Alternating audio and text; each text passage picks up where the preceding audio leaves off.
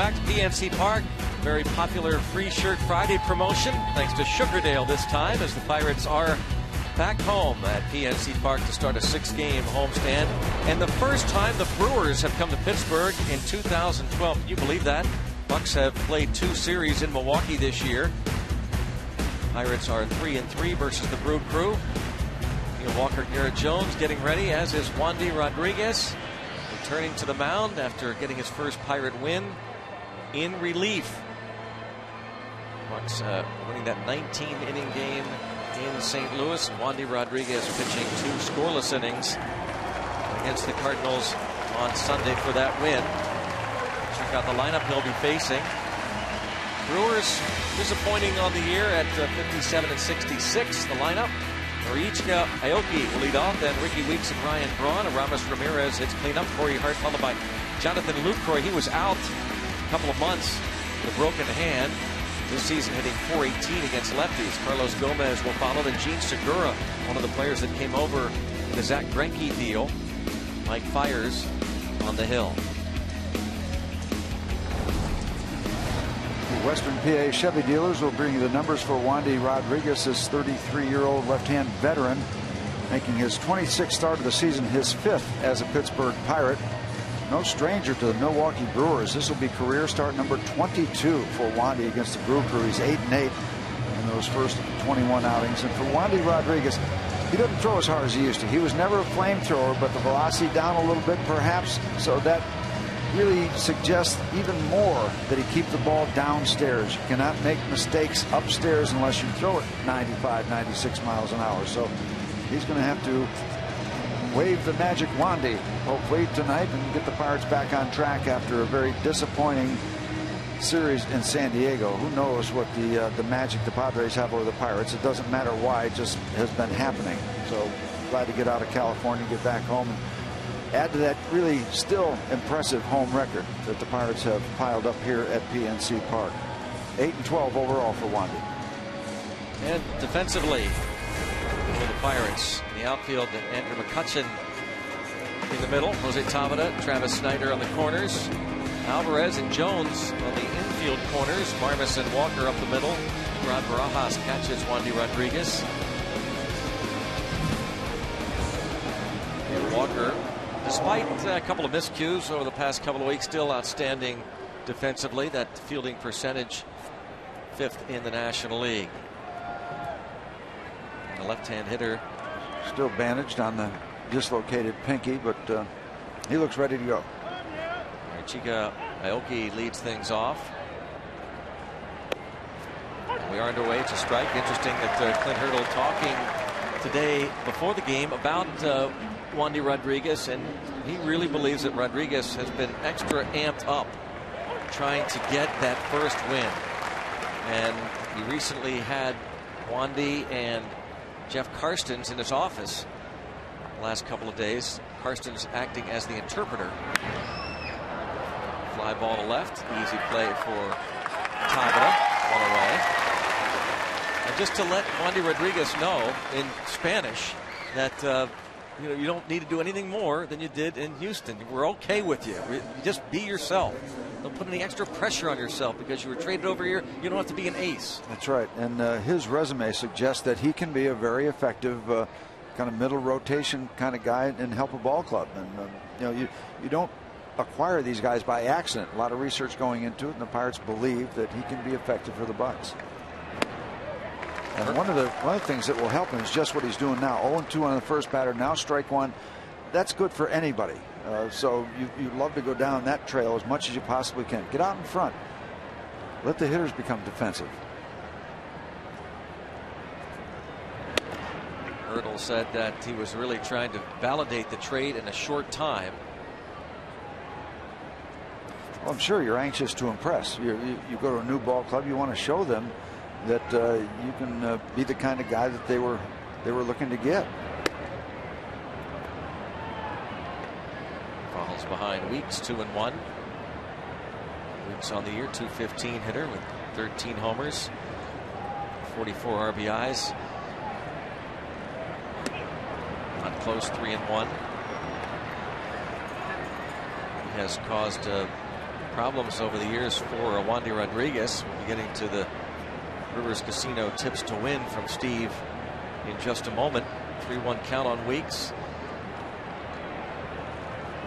who also strikes out a bunch. Not every year you'll see him in the top 10 in punch-outs, and not any different this year. 137 strikeouts, tied for third in the National League with Pedro Alvarez for the most whiffs. Danny Espinosa of the Washington Nationals has struck out 143 times. And a walk, and that does lead us to our Rivers Casino tips to win. Yeah, and this creates a dangerous situation, because number one, Wandy get even with batters 2, 3, 4, and 5. They have very impressive numbers. Weeks 364, Ryan Braun 389, Ramirez and Corey Hart both at 370. So batters 2, 3, 4, and 5 have been very tough. Fiers has been struggling. We'll get into that when he takes the mound and get into the Brewers bullpen. That has been one of the real problems plaguing this Milwaukee Brewers team, creating the record that they sit with now. Ron Renicke's club, the Brew Crew, Ryan Braun, the reigning MVP, and they were raining down boos on him. Ryan Braun, who beat the rap over the winter. Tested positive for performance-enhancing drugs, but he won the appeal process. One hop shot should be 2, and it is. It's great to put up a 0. Put a big 0 into the top of the first inning. Let's see if the Pirates can put up a run or 2 in the bottom half against Mike Fiers.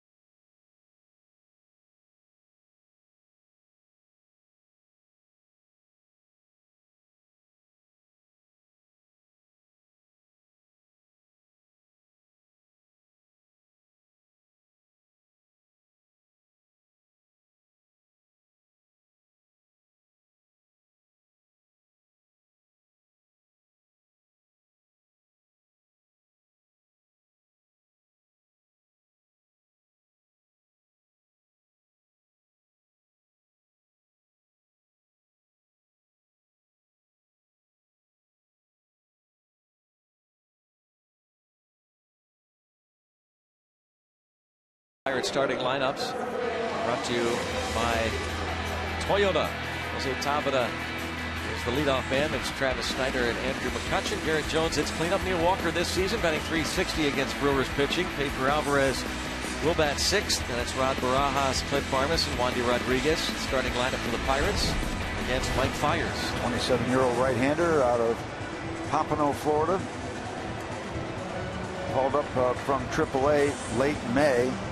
He's been very, very good, but the last 2 starts have been very, very bad. And that's what we're hoping to continue that program for Mike Fiers. But good-looking young right-hander, 6.6, 2.90 ERA, even after the last 2 tough outings.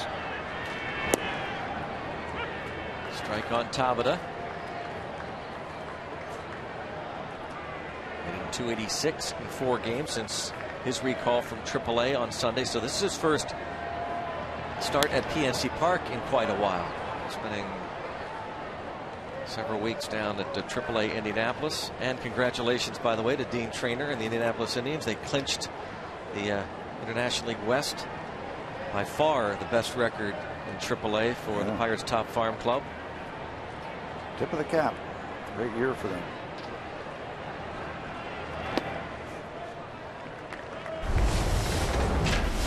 Indy Indians. Look at that, 80 wins.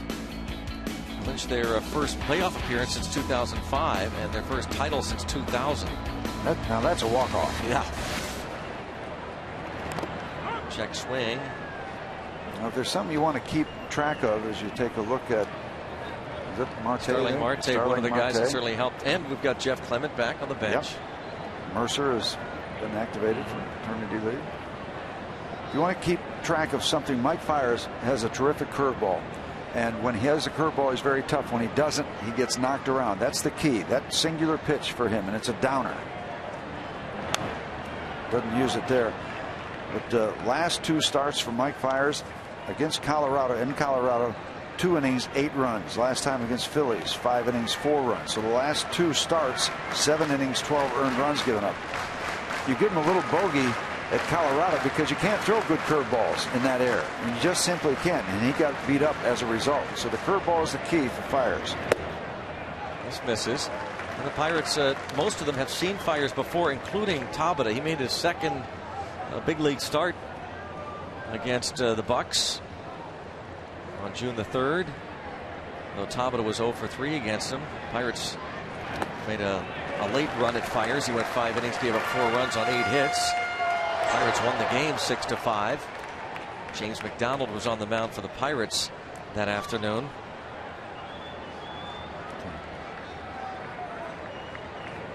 Andrew McCutchen and Garrett Jones went back-to-back home runs off Fiers in the 5th inning that day. Shot right to third. Hit very hard, but right at Ramirez. Just does get Tabata. Check out the rest of the Milwaukee defense. And the speedy Carlos Gomez in center. Ryan Braun in left. Norichika Aoki in right. Ramirez and Hart on the corners. Ricky Weeks, Gene Segura up the middle. Jonathan Lucroy behind the plate. Aoki, his first year in the States. Pretty decent job for the Brewers.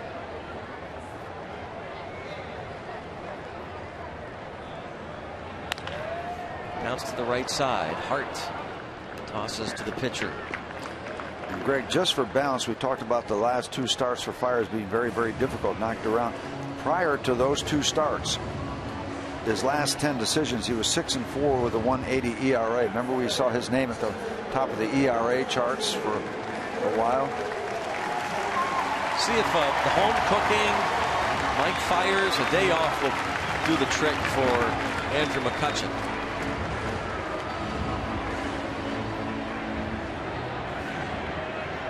McCutchen batting .349 on the year, 24 homers, 76 RBIs. Day key matchup of the day, brought to you by Day Automotive this season against the Brewers. 500 batting average. Mike Fiers this season, 87 innings, 86 strikeouts. Ground ball to the shortstop. And the Bucks go down 1-2-3. After 1, it's a 0-0 affair. The Pirates are back home in the Berg. Ramos Ramirez will lead off against Rodriguez.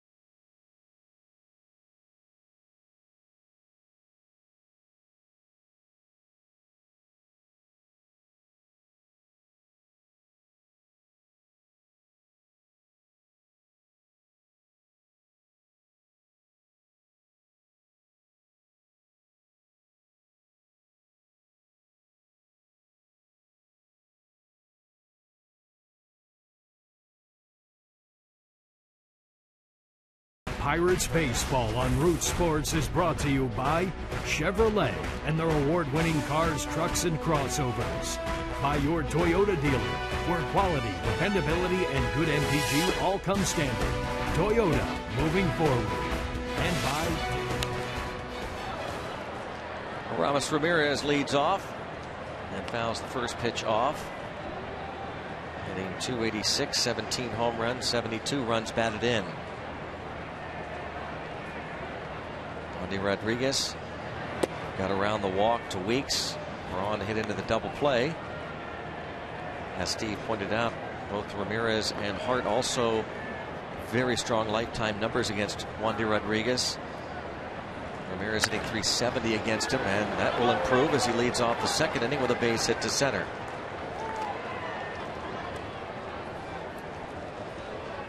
Well, both starting pitchers need to find out what kind of strike zone they're going to deal with. Dana DeMuth, crew chief, behind home plate. Doug Eddings, Kerwin Danley, Paul Nauert. And then in blue. Yeah, that's important. You go out there to start a major league ball game. It's not your strike zone. It's that man behind home plate. Not that it's going to be dramatically different, but got to find out what you're going to get away with, what you can get, what you can't get. And the earlier you do that, the better off you're going to be. And Wandy's been around long enough to know that.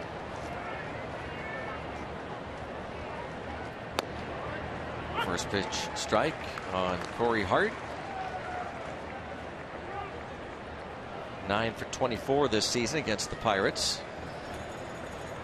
.375 hitter. For the season, .270. Part of that quartet that have very good career numbers against Rodriguez. Runner going in line toward left center field. And it's going to be trouble. Into the gap. Aramis Ramirez going to be waved. And the little slip around third base, but an off-target throw allows him to score, and for Hart to get into third base. Looked like a good throw, gets the runner. But Barmes maybe just didn't have a good grip on it. They had a legitimate chance for Ramirez. He didn't have good footing. He's not real fast to begin with. It would have been interesting at home plate, but this ball finds the gap, and that quartet, the first two guys didn't do much, but Ramirez and Hart continue their work. There's Ramirez. He is struggling right there. A big turn and losing speed. It becomes a moot point. Double RBI error and nobody out.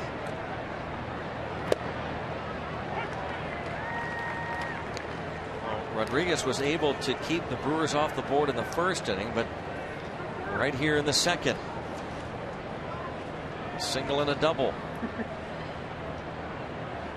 Pirates will concede the run, and he'll score on the liner into center field. It's 2-0.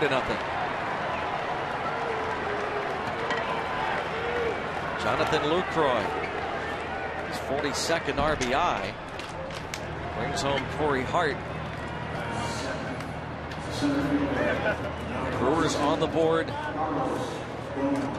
with 2 and nobody out. Pirates again find themselves trailing early.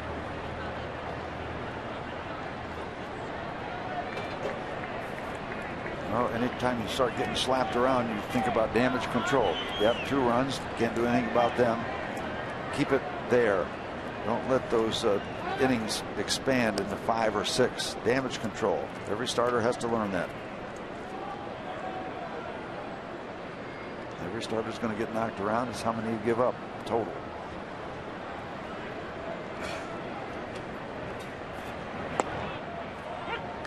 Carlos Gomez,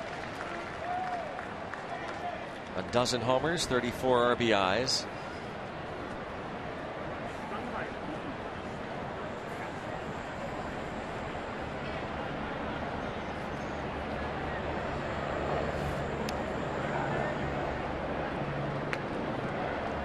Brewers have really struggled on the road this season.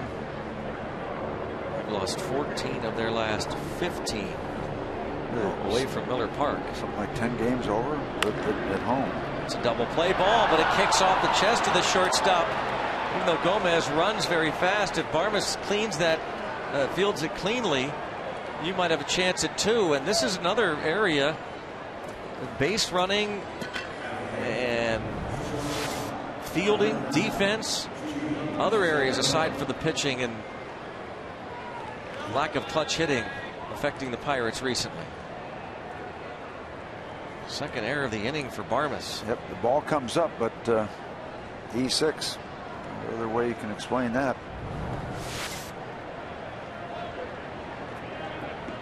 Two on, nobody out. And here is Jean Segura.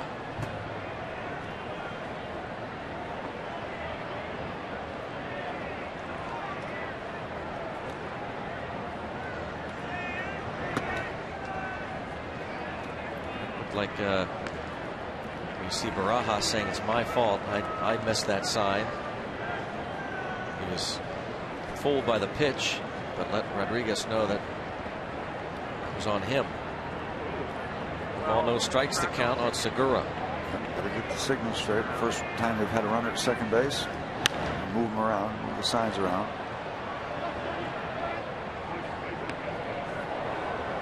One and one. Again, he was acquired in the Zach Greinke deal. Recalled from Double-A Huntsville on the 6th of August. He's got a couple of other minor league pitchers in that trade. July 27th, Greinke was sent to the Angels. 2-1. He started the year at Double-A Arkansas in the Angels organization, was hitting .294 at that level.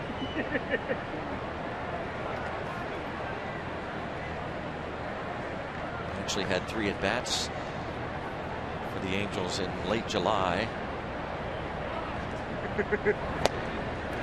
It's a key man for Wandy, and the reason being that if you get him, then you got a good chance at a second out with a pitcher, and you can take it with 2 out and 2 on up to the top of the batting order. Take your chances with Aoki. You got to get this guy to set that whole script up.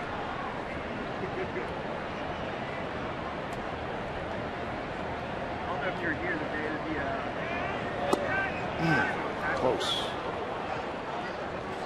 but no cigar. Range Resources Grid, what does that tell us?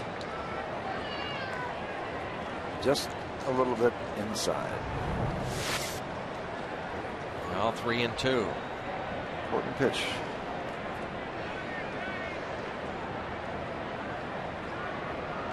Lucroy at second, Gomez at first. Ball 4. Bases loaded.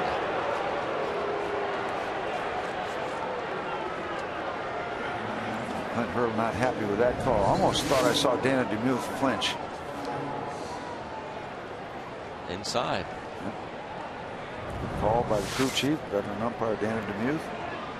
And now you give up. Now your pitcher represents the first out. You wanted to get the number 8 guy in the batting order. You want to get him out, so this guy represents out number 2, but that's no longer the case. He's what, 0 for 20? Myers?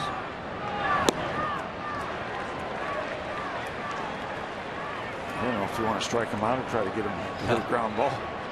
Yeah, really. What to root for. 0-1 on the pitcher, Mike Fiers. Well, what you want to do is they're basically giving you an out here. Make sure you get it. Just make sure you get this one.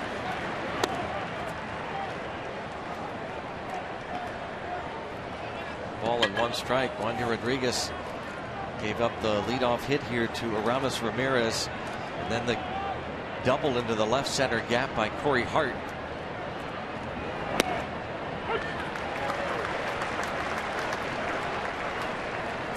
Wonder what's going through Wandy's mind right now. You said there was kind of a little session with Carstens as the interpreter, trying to basically pump him up, tell him just be yourself. There's the out that kind of expected right there, representing out number 1 into the top of the order.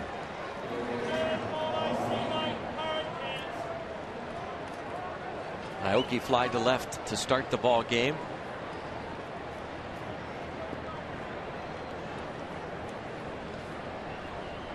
Brewers with their first trip into PNC Park this season. You're looking down third base on Coach Ed Cedar.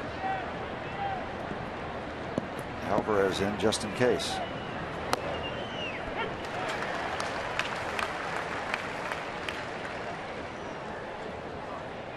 There's Ed Cedar. Garth Ord's the first base coach for Ron Roenicke. And even though you've given up 2 and you feel awful about it, the home crowd, if you can get out of it, Steve, here without any further damage, you almost feel like it's a little bit of a win for you. It'd be a big shot in the arm. Bases loaded, 1 out, top of the batting order.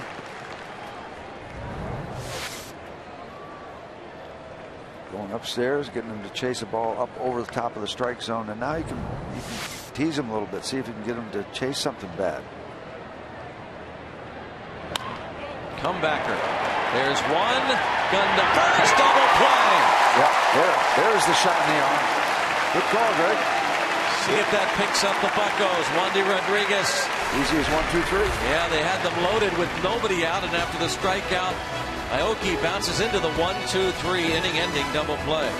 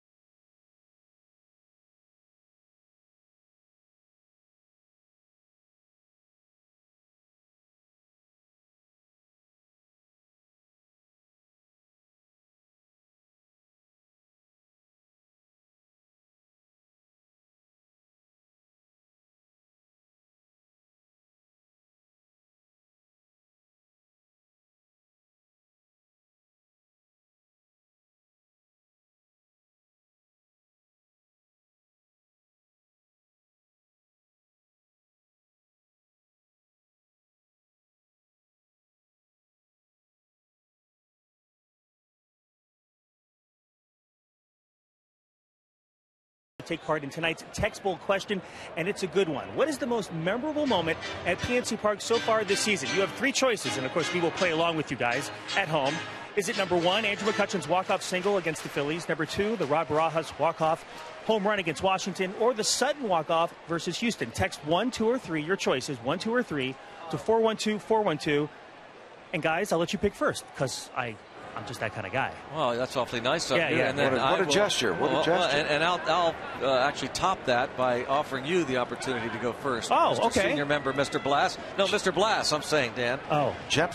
Dan, you'll pick third. Oh, all right. Gentlemen. Well, you're very discerning in your judgments, just like we rehearsed. For a second, I thought I was important. I guess I'm not. Never mind. I'm sorry, Dan. My fault, actually. I missed the rehearsal. This is the way it should be, really. Absolutely. And there's no doubt in my mind. Operative words so far. Let's hope that that's the case. But there's no doubt that right there.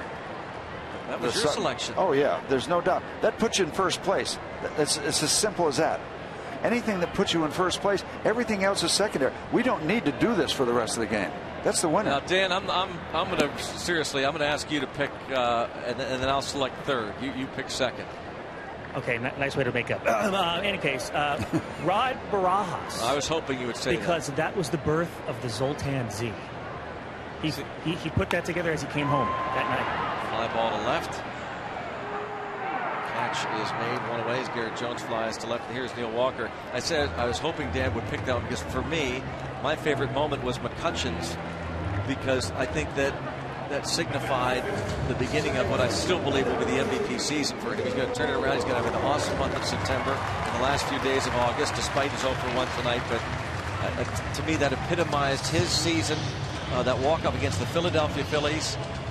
It was here at home where they played so well. So for my money, the top play of the year here in this yard was the McCutchen home run. I'm not surprised that that's your choice, and I'll tell you why. Walk-off single, I should say. Yeah, because you're talking about individual accomplishments, and they're great. But being in first place as a team is the big deal. Great individual accomplishment for Andrew, and I think he's going to be the MVP. But as far as the Pittsburgh Pirates baseball team getting into first place, the Sutton home run, nothing close to it. Yeah, but what has been the one battle cry for this team? The one thing that has really lifted the spirits? What do we see around here tonight? McCutchen jerseys. Okay, all right, yeah.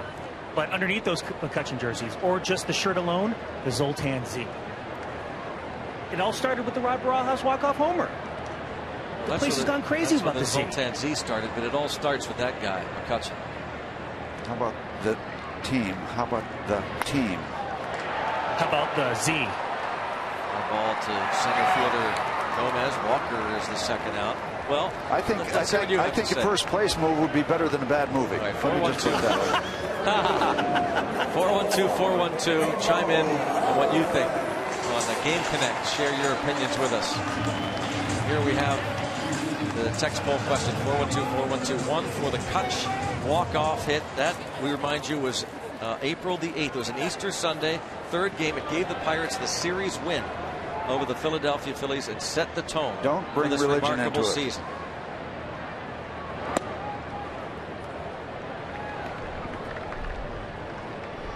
Now, Alvarez with 2 outs, nobody on. 5 up, 5 down for Mike Fiers. Alvarez hitting .236, 23 home runs. We'll return a little bit later on to check out those numbers. Allow you the opportunity to vote for that number 1, the McCutchen walk-off hit.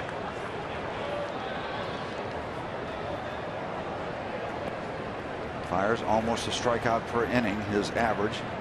His first 14 starts. It's going to be 6 up and 6 down for Fiers. After 2, it's a 2-0 Brewers lead.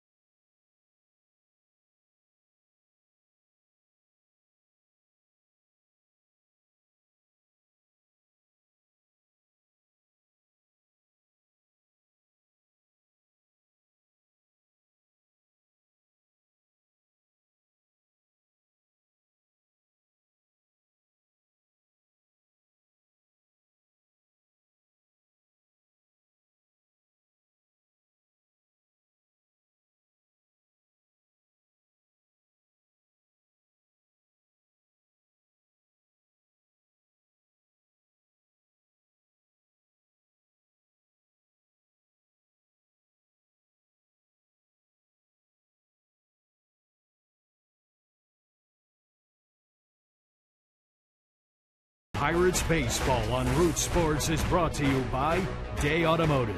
We're going to make your day. Let's go Bucks. Never give up. That's a great sign right there. Go Pirates. We have had so much fun this year. We talked about our text poll question and of those 3, your favorite moment, but you may have a different one too. Yeah. So many great moments this year. And still, after this homestand, 3 remain in the regular season. Doing some scoreboard watching as the Pirates have fallen out of the top 2 spots in the wild card race. They were second behind the Braves. previously. Now they are trailing the Cardinals for the extra wild card spot. A game back of St. Louis and a game back of the Cardinals in the division. Awaiting St. Louis's arrival Monday night. 3-game series with the Cardinals. They play the Reds this evening. Cincinnati has a lead over St. Louis. I don't know who to root for in that series. Yeah, Steve. yeah, that's double forfeit and we'll win here. Pop up. And Barmes. Wow, that thing was way up there. Man, could have had time to get 5 text poll questions in there for that number 1. This Monday through Wednesday, the Bucks host the Cardinals. A huge 3-game divisional series. Let's pack PNC Park. Support our Buccos in this important series in the hunt for October. Get your tickets now at Pirates.com. Monday night, Tuesday night, the series will conclude on Wednesday at 7:05.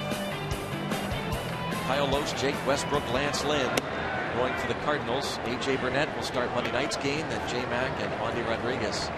The last 3 regular season games against the Cardinals. Pirates still have 6 left with Cincinnati this season. I thought we were going to play Milwaukee for the rest of the year because the first trip in, they've got to be coming back. They are. They're coming back for a brief 3-game homestand. Middle of, September 18th, 19th, and 20th. Braun hit into that double play in the 3rd. 2 innings for Wandy, 2 double plays turned him back, but also 2 errors committed him back, both by Clint Barmes.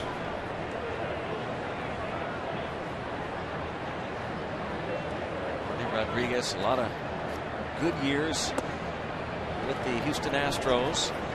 With their team having tough years. Yeah. He did a very good job career-wise with the Astros when they were struggling a good bit. The all-time strikeout leader among lefties in Astros history. Braun hits this one out of play. Very much an innings eater over the years. But second only to Cole Hamels, I think, in innings pitched in the last handful of years. Very dependable, a lot of starts. From the Dominican Republic, 33 years old.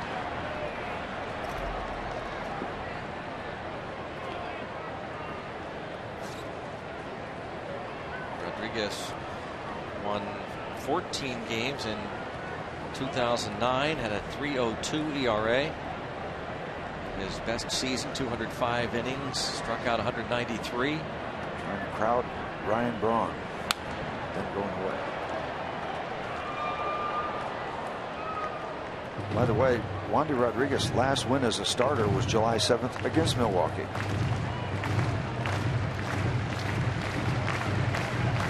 As Steve pointed out earlier, no stranger. 22 career appearances, 21 starts against the Brewers, 8-8, 3.63 ERA.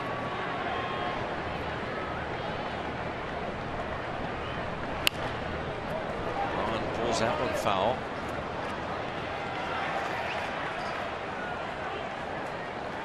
Braun, despite all the scrutiny over last year's numbers and that positive test, still having a great year in 2012, the follow-up to his MVP season. He'll have over 100 RBIs. He's sitting on 85 right now.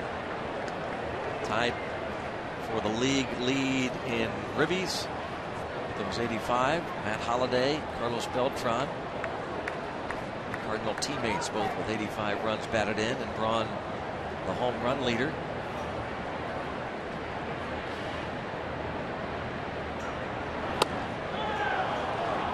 Rodriguez was hoping for a call there, as was the crowd. But a walk to Braun. Some close calls and close misses. Ball missing inside. See that pattern. It showed him a pitch every once in a while out of the way, but trying to jam him. Second walk. And now faces Aramis Ramirez, who started the second inning with a base hit to center.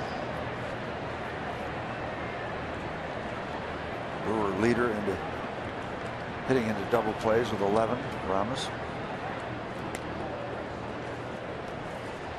You don't pay attention to Ryan Braun, he will run on you. 20 steals out of 26 chances. Pretty complete baseball player. It's exactly Ryan right. Braun. Just about everything he does. Solid defensively. Running game, as you said, you better pay attention to him with the 20 steals, caught 6 times. 81 runs scored.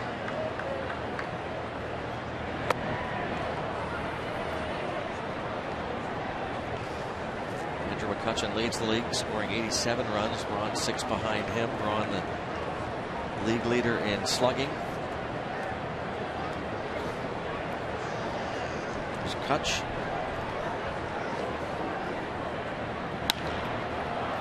Toward right center, Snyder. 2 outs. Braun back to first, brings up Corey Hart. How about that combo, Steve? Ramirez, Braun, and Hart. That's a pretty good lineup. They're looking to become the first 3 teammates to finish in the top 3 in extra base hits in one season since Roger Maris, Mickey Mantle, and Moose Skowron for the 1960 Yankees. Hello, company. Pretty good club to be a part of.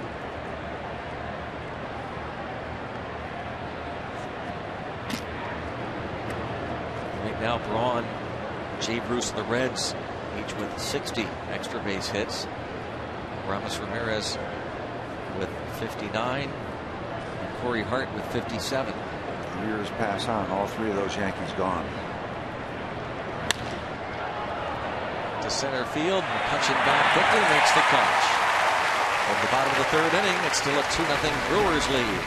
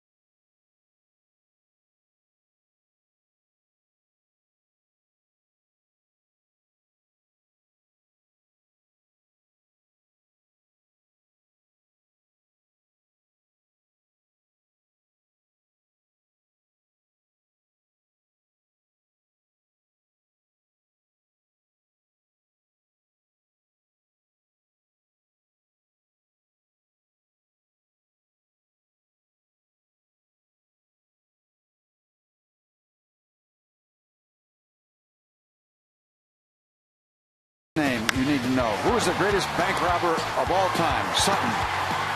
Drew Sutton, no relation, but he jumpstarts the Pittsburgh Pirates into first place off Wesley Wright. First place. You want team results, not individual stats, not individual accomplishments. What does that have to do? Can I ask you something? Is Dan Potash on the line here? Yeah. Dan, can you explain what in the world he is talking about? You want team results? We're all talking about team results. I'm even defending Dan's.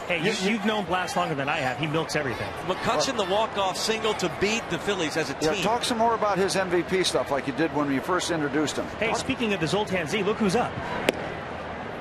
My choice. Vote number 2. Vote number 2, Rob Barajas. Tell me this. Does Drew Sutton have any chance to go 0 for 3 tonight? I don't think so. Again, I don't think so. Again, tremendous logic. And it's really hard to combat that. Sure it is, because logic is... It's you everything, can't argue really. with logic. When did logic come into play here? Good point, too. Thank you. Thank you very much. I mean, good point one, what I meant to say.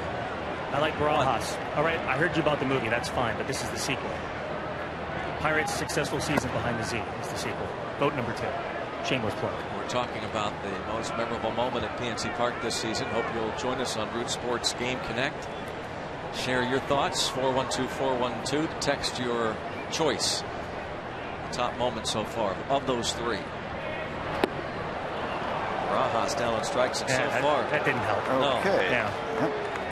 Brings up Farmas, and here's a situation, Steve, that Fiers, you gave the numbers, and he has shown at times, including his second start this year against the Pirates, where he can be a little bit difficult. But you look at the last game the Pirates played in San Diego on Wednesday against Andrew Werner, making his first big league appearance. He went 6+, gave up 2 runs.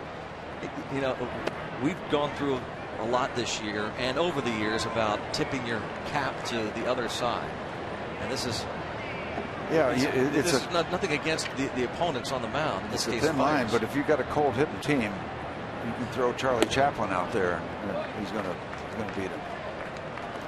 That's my point. That eventually you have to put the onus on yourself. Really, it's not just. Right. And I'm not saying the hurdle is.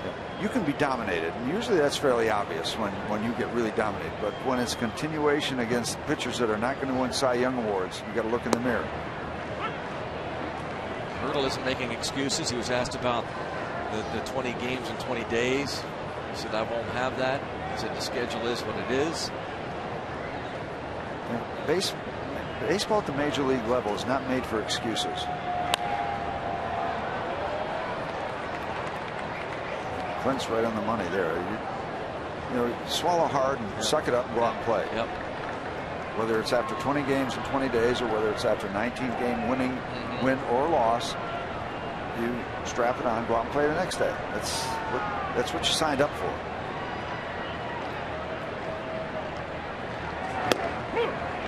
Strike 3 call. Now we talk about Fiers and his very good curveball that he really leans on a lot. That's not it. That's fastball right picking up the outscore. That's a spot on pitcher's pitch. Can't do much about that. Even if you swing at it, chance you're not going to do much about it. Drew Sutton, on the other hand, might have had to rip it down. No, he can't do anything about it right now.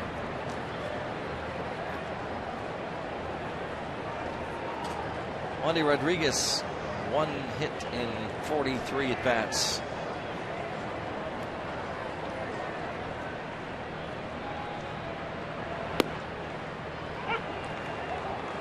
This is not going to be a game that is going to be determined by the respective starters hitting.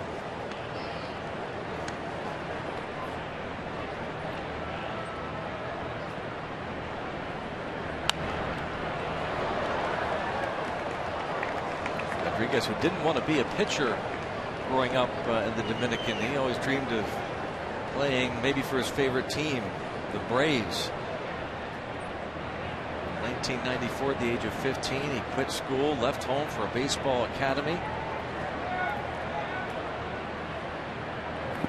There's the curveball. There's the curveball, the kind of signature pitch for Fiers. And he strikes out the side in order.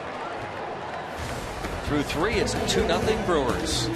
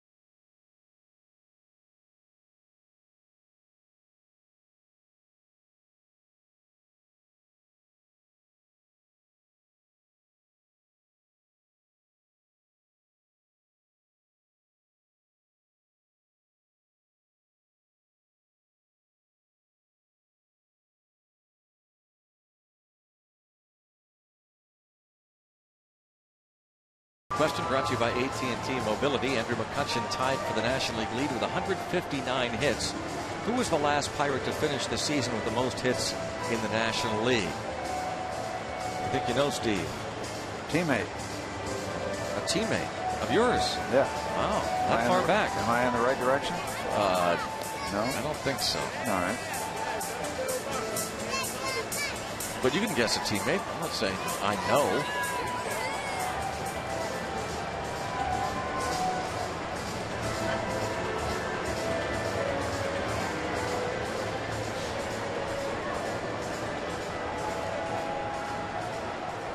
Any guesses? Paul Wainer. Wow. You went way back. Better than Toulouse-Lautrec. Not Matty Lou? I don't think so. All right.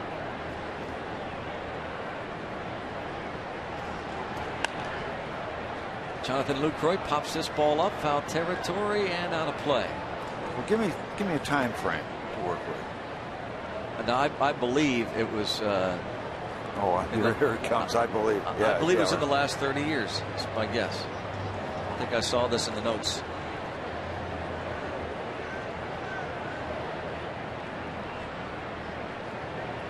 All right, let me work on it. Means I got to throw Freddie Patek out. Yeah.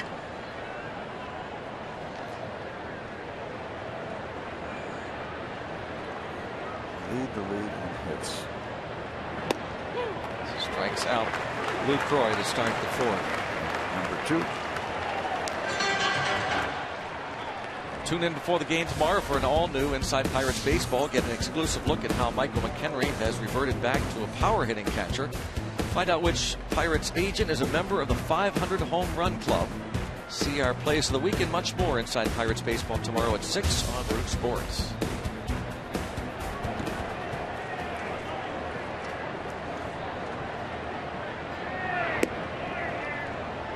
We're told by a gypsy in the trailer that the Wainer time frame is accurate. So you're 30 years.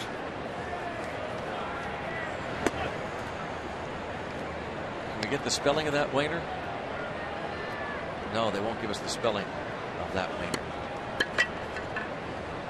So, but that was the last player. So, yeah, okay, I got you. Archie Vaughn. Gotta be Archie.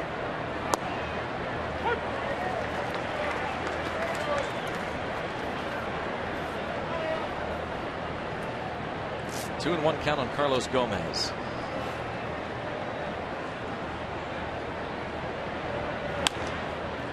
And that's popped up.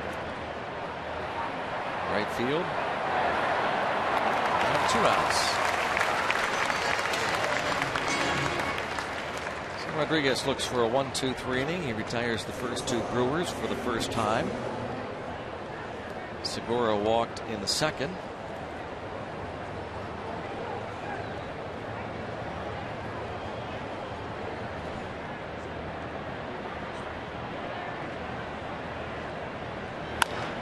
Bounced to short. Go Wandy. That's a much better Wandy Rodriguez go to the bottom of the 4th inning. 2-0 Brewers.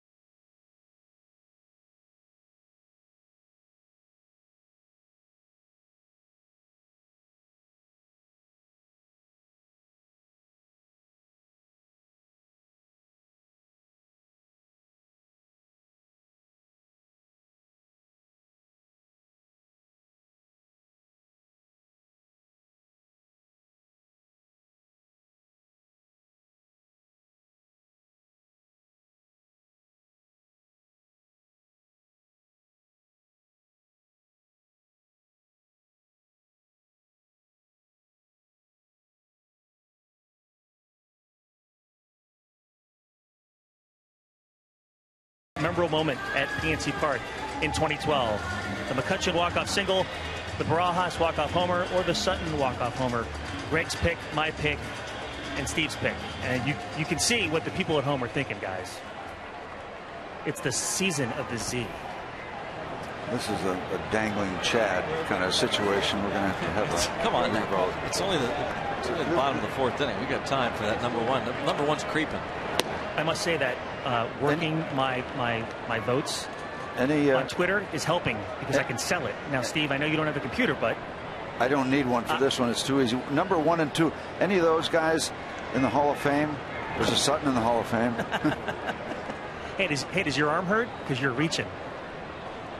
My arm hurts from yesterday at the Sporting Clays. I got a huge bruise. No, I mean, these are household names. Willie Sutton, the bank robber. Don Sutton, Hall of Fame. Right center gap. A nice cutoff there by the speedy Gomez, holding Tabata to a base hit, and the Pirates have their first hit. It's a solid single to right center. Yeah, the ice is broken. Second time around.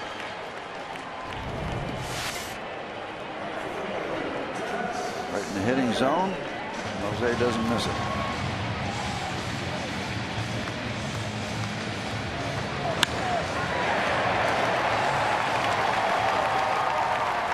Tabata will still be running against some center fielders.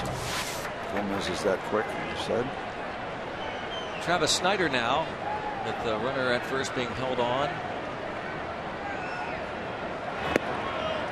I know that first baseman Corey Hart, he's gotten a lot better. If he plays more first, he's playing just a step off the bag, and he, as the pitch comes in, will shuffle a bit to his right to take away some of that hole. A lot of first basemen are just so stationary when they hold runners. Second baseman Weeks always also trying to close out that hole bit. You see Hart just off the bag. One other aspect of Mike Fiers, he has done a good job keeping the ball in the ballpark. 5 home runs in his first 14 starts.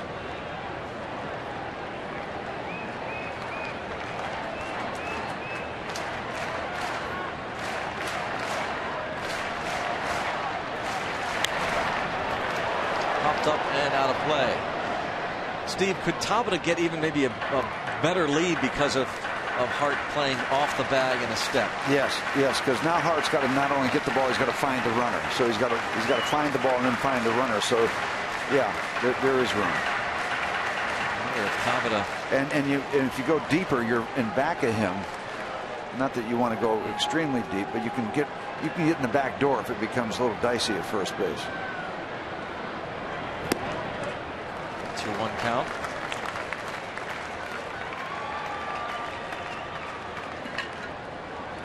Get a good look at pitcher, first baseman, and runner, and coach. And some of the 35,000 plus that are here tonight. So it's a quick move. Hart doesn't know exactly where he is when he's in back of him.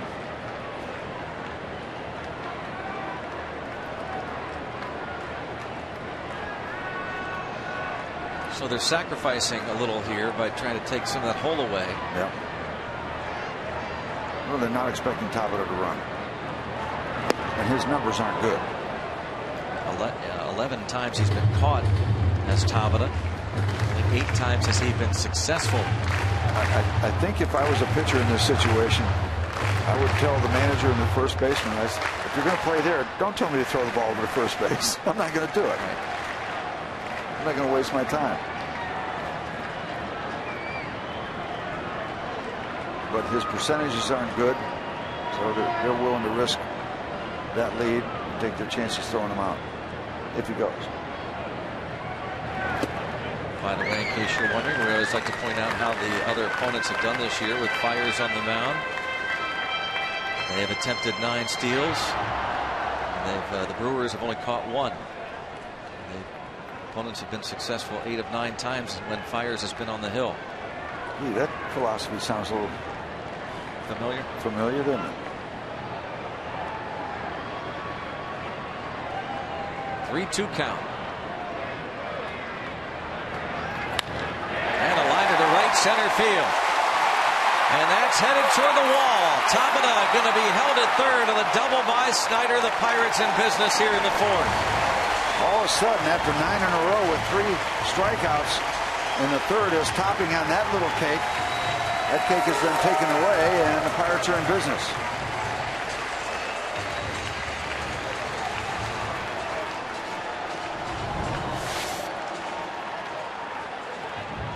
That ball out of way, and Travis Snyder just brings it back around, finds the gap in right center field.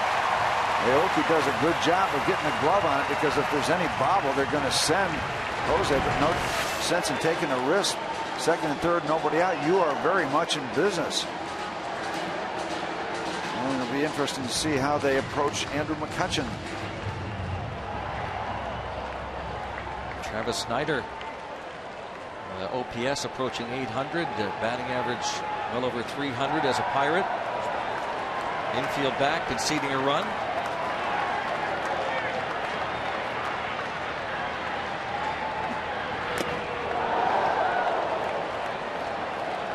Big cut by McCutchen, 0-1.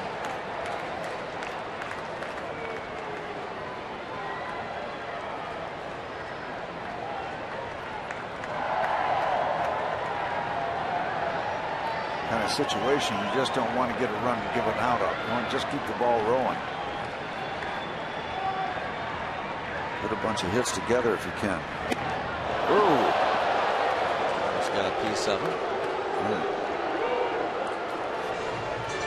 I think Andrew didn't get hit because he inhaled. It was that close.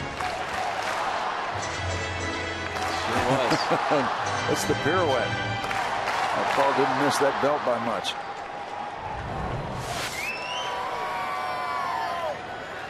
Yeah, hit it there. Target. I hope that's in deep right center field.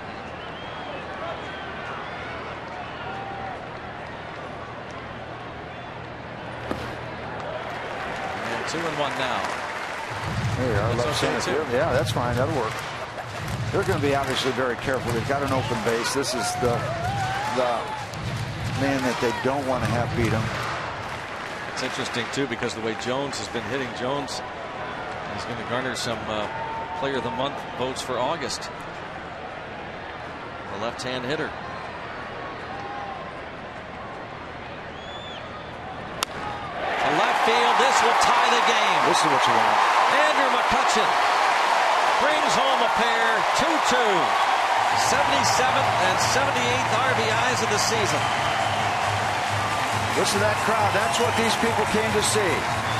Yep, they want the Pirates to win, and that's number one, but they also want to see Andrew McCutchen play baseball.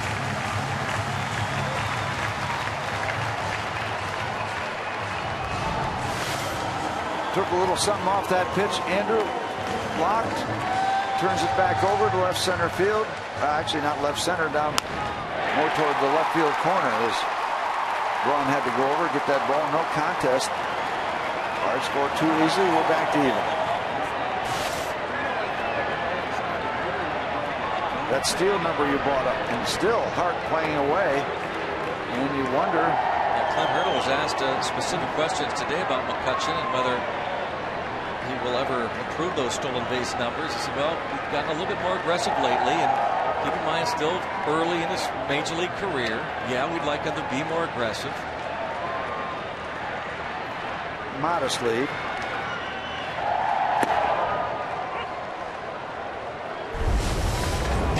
PNC Bank achievement. We look at the most career homers at PNC by a Pirate. Garrett Jones is fourth. PNC Bank achievement for the achiever in you.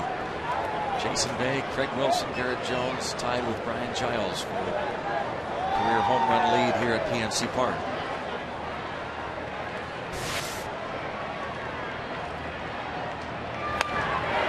Line down the line in right field, but it is a foul ball.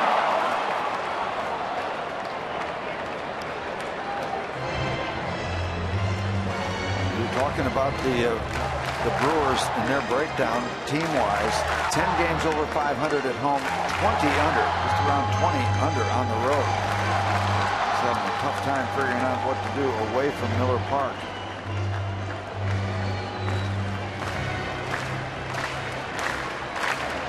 Garrett Jones 20 RBIs this month, 4th in the National League behind Chase Headley, Todd Frazier, and Hanley Ramirez. Ramirez and Frazier with 21 this month. For the season, Jones has 21 homers and 69 RBIs.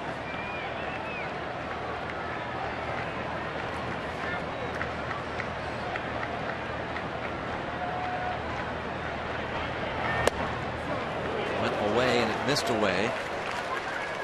Talk about coming right back up over the top. Fires, goes way down. He's 6'3". He's tall enough. Goes way down, back, almost scraping the mound as he goes back before he comes forward, and then straight up over the top. And that's what gives him kind of the down curveball. The 12-6 curveball. It's not so much side to side as top to bottom.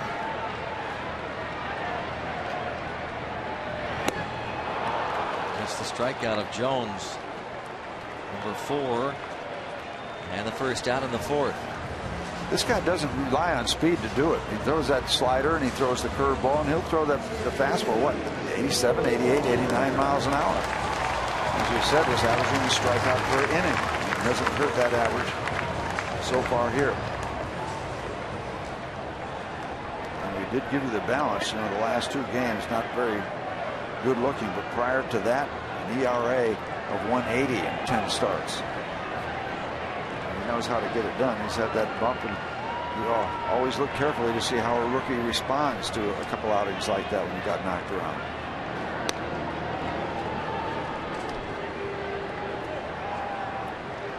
McCutchen back in plenty of time.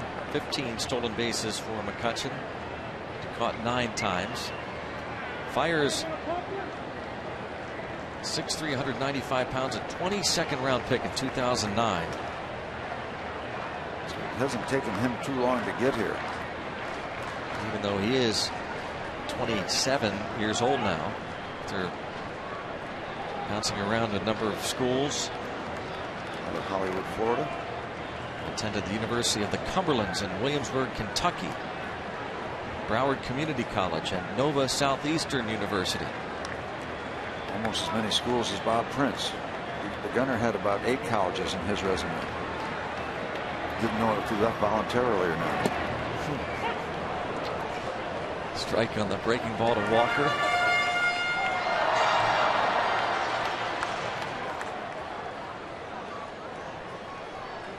He sat out what would have been his senior year at the University of the Cumberlands to recover from some serious injuries. He was involved in a severe car accident.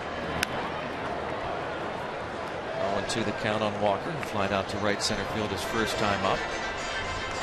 He was heading back to school after Christmas break in January of 2008. Fell asleep at the wheel about 2:30 in the morning.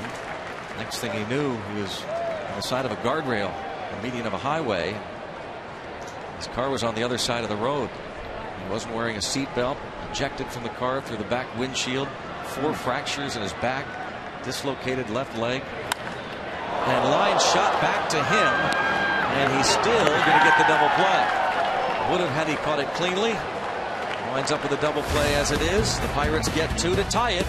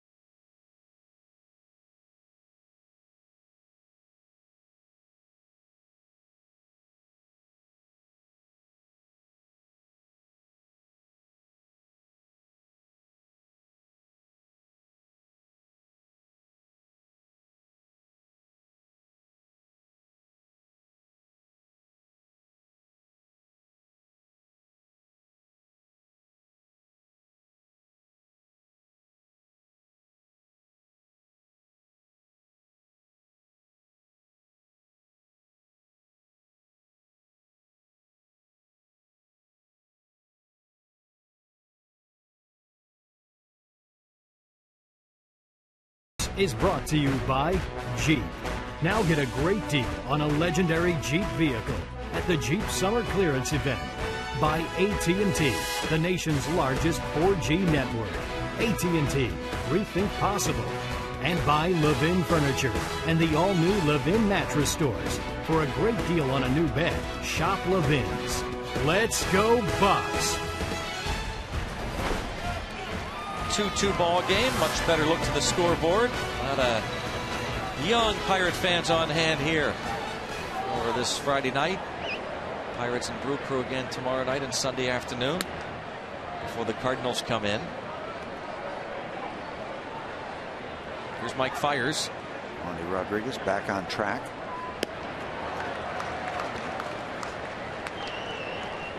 Chance to keep it on track here against his mount opponent.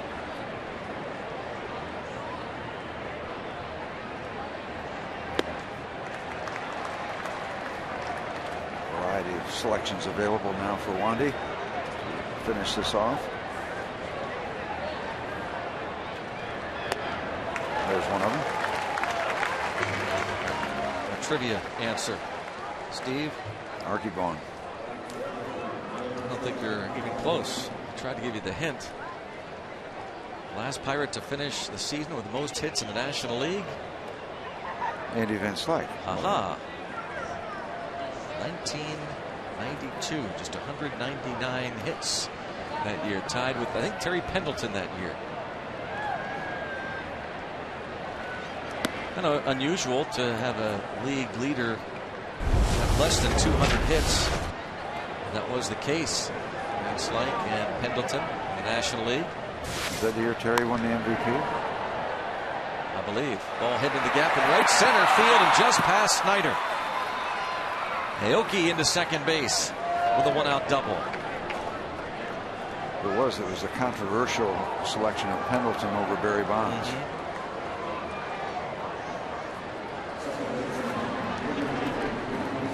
Double into right center for Aoki. So Snyder might have a shot at the last moment, but just over his glove. The reach.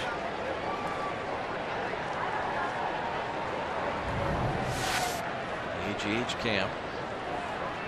Now Weeks, he has walked and popped to short.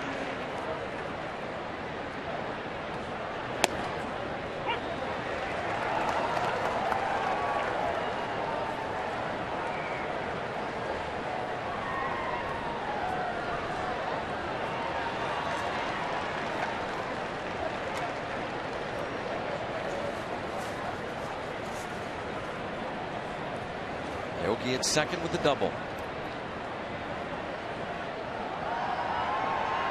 And he's taking off the third. Oh, great try by Alvarez. Almost got him. Yep. And a good throw would have had him. It's a stolen base for Aoki as he swipes third. His 19th stolen base. Now Rod Barajas has to throw around a right-hand batter or over top of him in this case. That would have been close, and not a given that they would have got him, but they had a good chance to get him if it's a throw right on the money. Barajas coming up over the top of Ricky Weeks, catching a flyer. Now the infield forced to play in. And Rodriguez could use one of these strikeouts.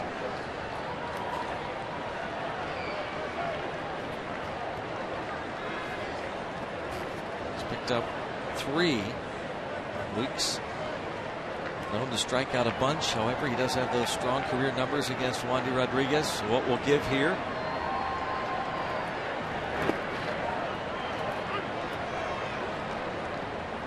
Two and two.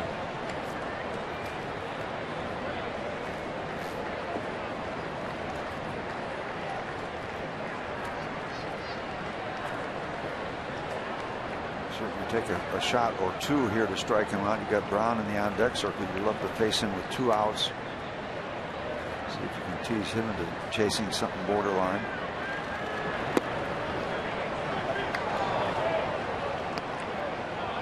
Well, 3 and 2. I already told you about the Braun Ramirez Hart trio and the extra base hit numbers they have. dangerous a hitter as Weeks is, Rodriguez doesn't go after him here. 3-2. He chase a high fastball, Steve? Yes. He's been downstairs for a couple selections. Over the curve. Runner holds at third. Nice little play there by Alvarez. Well done.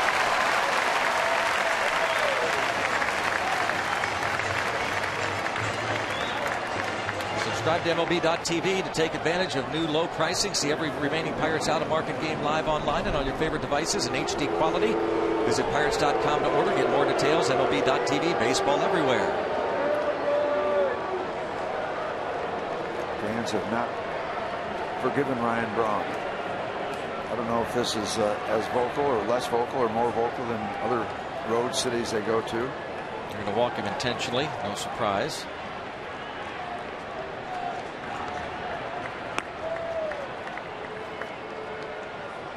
Even though Ramirez has 72 RBIs. Braun, 34 homers, 85 ribbies, and also in the top 10 in batting. Rod Barajas got to remember he's got a short in stature pitcher out there. Don't throw the ball over his head. You never know what Aoki would do.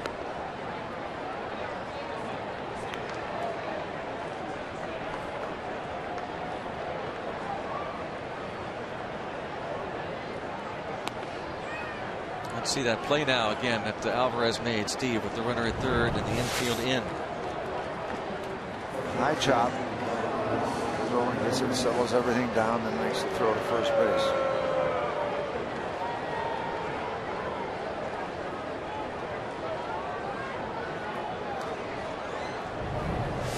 Alvarez has been at times kind of like the other infielders recently. Talked about that defense, and it was pretty strong in general the first couple months of the season, but the last 2 or 3 weeks, a little suspect. You don't want streaky defense. You want steady defense. You don't want it spectacular for a while and then start kicking the ball around.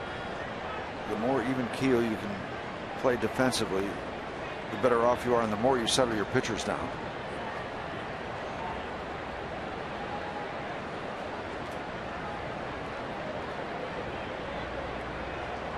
Two errors tonight, both by Barmes. All one on Aramis Ramirez. Barmes takes such great pride in his defense.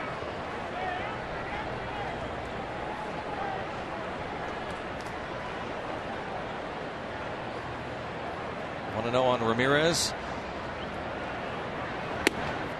2-0 count. Singleton scored in the second, fly to right in the third. If you work around him, even intentionally or unintentionally, you are putting all your eggs in one basket. And Corey Hart, very dangerous. Those good numbers continue for him against Rodriguez, and he doubled his first at bat.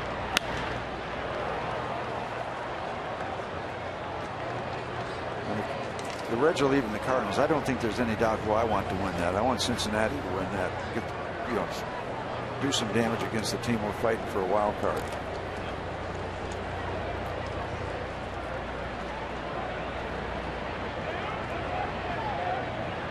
Reds start the day 7 up on St. Louis, 8 in front of Pittsburgh. 2-1 count. And it's 2-2 on Aramis Ramirez. Signed as a free agent this winter. Can you believe he's 34 years old? No. Pirates signed him. Pablo Cruz signed him out of the Dominican in 1994. He made his big league debut 4 years later. He was just 19 when he made his major league debut in Milwaukee at Old County Stadium.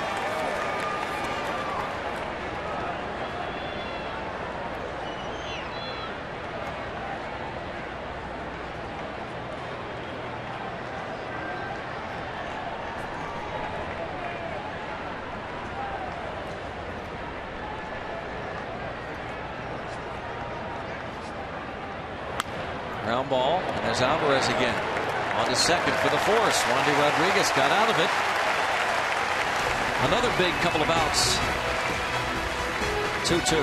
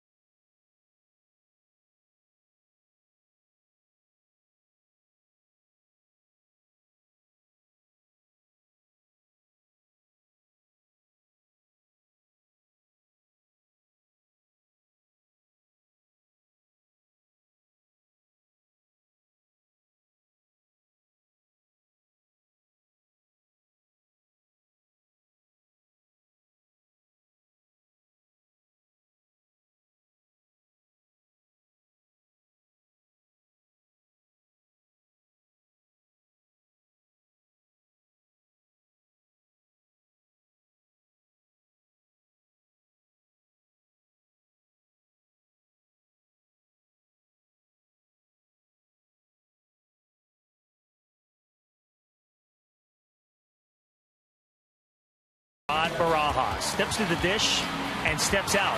A walk-off home run here at PNC Park.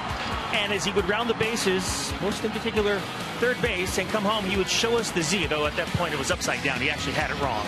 But he would later correct himself. He gets a pie in the face from his good friend A.J. Burnett. Undoubtedly the most memorable moment at PNC Park this season. Yeah. And the numbers show it, Steve. Dan, the reason you like that clip is you were in it. You know what? That's I was selling it before that. That's I was selling reason. it well before that. The only reason. Danny Potash at the end. I'm going to stick with my man Kutch. You have to. You picked him. That walk-off base hit off the wall against the Phillies. Pirates take 2 of 3 to open the series. It set the tone for not only McCutchen in his year, but this Pirates season. What's the goal for a team? First place? Win ball games. Sutton put him in there. Win ball games. Hey, through 4.5, numbers don't lie. I'm winning. It's early. So I hope you'll text us 412-412. There. Keep in mind, it's Text not a 1. sprint, it's a dash. Got you in there, Dash. Stage manager. By the way, what's that? What in the world is that? That was a vote. That was a vote for Dash. What in the world do you have there? We need some water, Dash. There you go. Need some water. Thank you. Thank you. Strike 3 called. Alvarez caught looking. 5 Ks for Fires. Brings up Barajas. Now this, we got to take a look at this guy's windup, because you talk about 4 broken bones in his back in the car accident, and now he really gets distorted in a way. I mean, really extension in his windup. We'll slow it down. We'll go natural speed. And there's that curveball. It's not his best. That's not his best curveball. But he's got the curveball grip now. You see, he goes way down. The glove is way up. He's hiding the ball very well.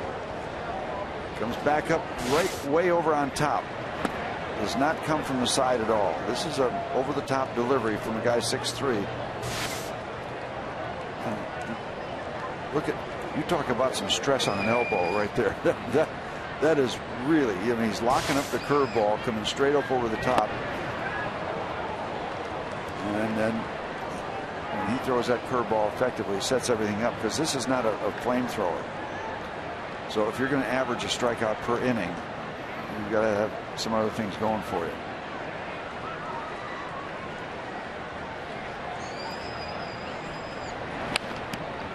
Round and foul. Stays 1 ball and 2 strikes on Barajas, who struck out swinging in the 3rd.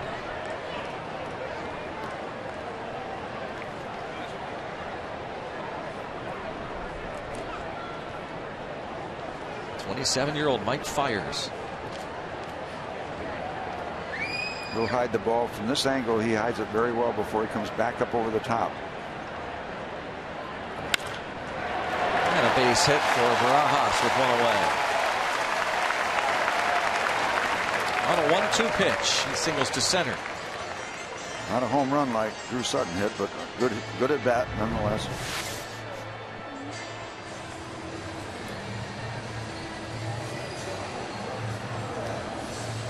Fiers not pleased as Barmes comes to the plate. Barmes struck out looking in the 3rd.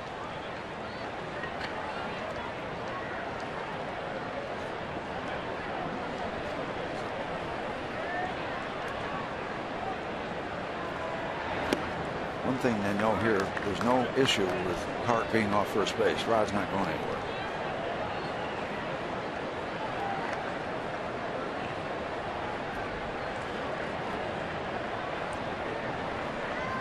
Got a pretty good lead, though. So they threw over there. Yeah. I guess that's the best time to go, is when nobody in the ballpark expects you to go. Yeah. And rightfully so.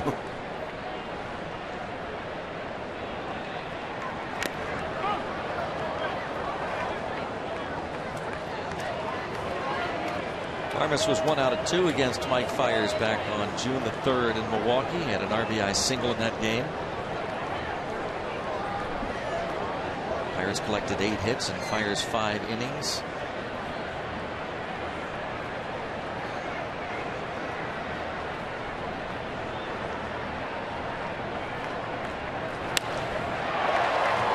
left center.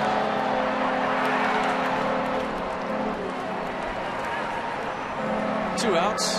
Tomorrow, I want to remind you about the big day here at PNC Park. 7:05 game against the Brewers. It's Team Photo Fest. Get your picture taken with your favorite Pirates players from 4:45 until 5:45 right on the PNC Park field. The Trib Total Media home plate gate is going to open up at 4 o'clock, and you'll be led to the warning track, so tickets will be scanned at that time. Tickets are going fast, so get yours, pirates.com. Team Photo Fest starts tomorrow at 4:45 on the field at PNC Park. Take photos of your favorite Bucco players waving on the Majestic. And there's a lot of people waving. We got over 37,000 here, 38,000 maybe. Good turnout. Folks join the big ride down the Allegheny. We've seen a lot of this. This is not a repeat panning of this crowd. We've seen a lot of these kind of turnouts.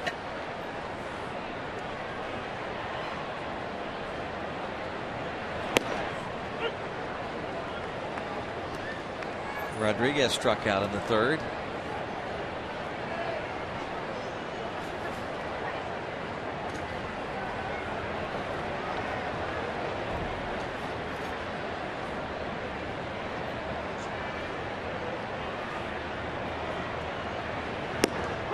And he strikes out here in the fifth. So he'll go back to the mound. And he'll face the 5, 6, 7 men in the order, tied at 2.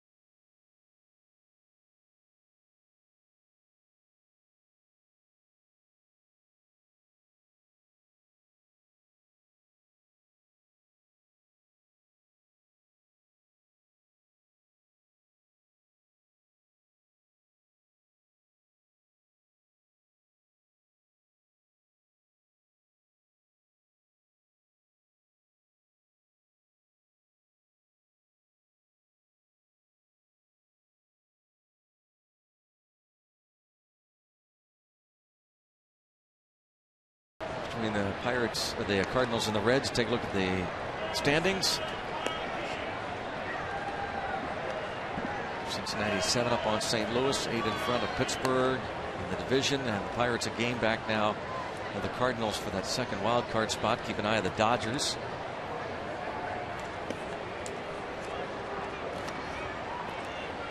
Clint Hurdle and the staff looking on to a 4-inning ball game. 2-2. We played 5. Team with 4 hits. A couple errors charged the Pirates. Nice job for Wandy to get on the other side of that double hit by Aoki. 1-out double. Did not come around. Hart doubled following the Ramirez single in the second.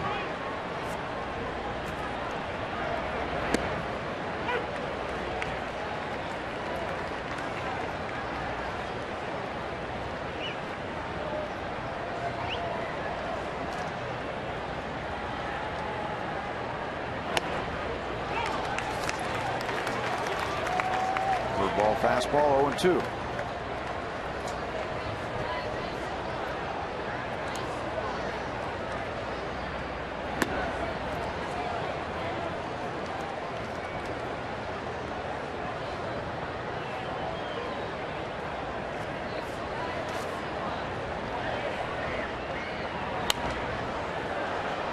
Still 0-2.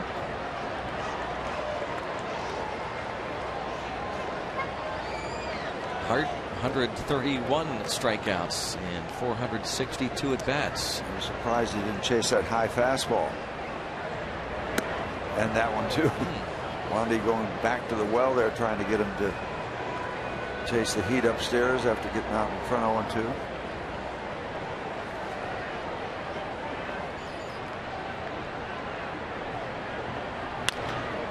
Into center field.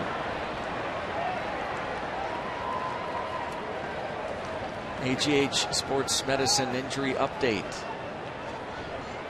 For today, Starling Marte was a strained right oblique. Working out there with head trainer Todd Tomczyk. Going through some activity. Continuing to progress. Starling Marte.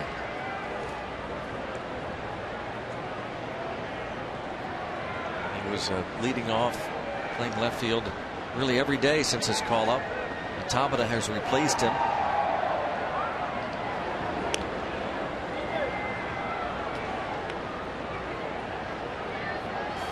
Hopefully Marte returns in the not too distant future. Of course, we'll see a bunch of call-ups in September.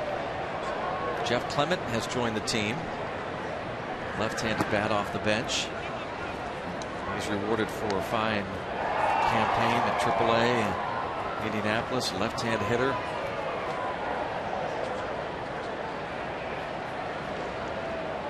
Hurdle's going to check with that bullpen. Somebody's up loosening as it is. Yep. September 1, a week from tomorrow. Watch out. Watch out.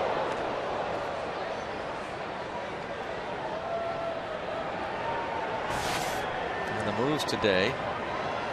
Jordy Mercer reinstated from the paternity list. Jeff Clement doing a fine job. 16 homers, 57 RBIs at AAA. Jermichael Navarro option, Daniel McCutcheon option, and Pirates playing Isanari Takehashi off waivers from the Angels, so he'll join the Pirates tomorrow.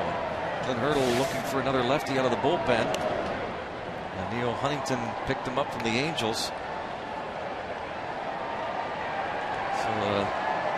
Roster has tweaks and changes almost daily now, and we'll see more before a week from tomorrow.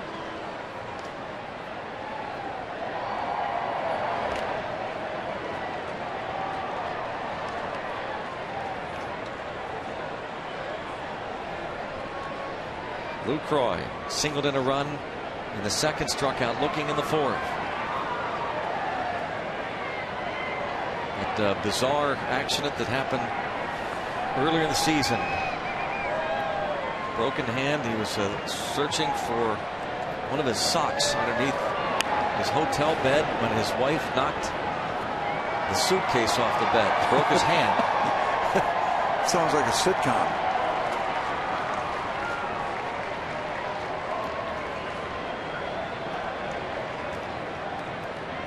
You always have to wear socks in the summer, do you? This was earlier. You got to let it go. This was earlier. Really? In May, I think. All right.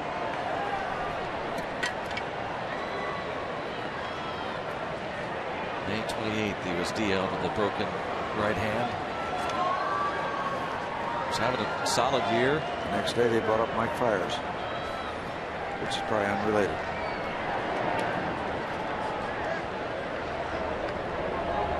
Watson and Hughes.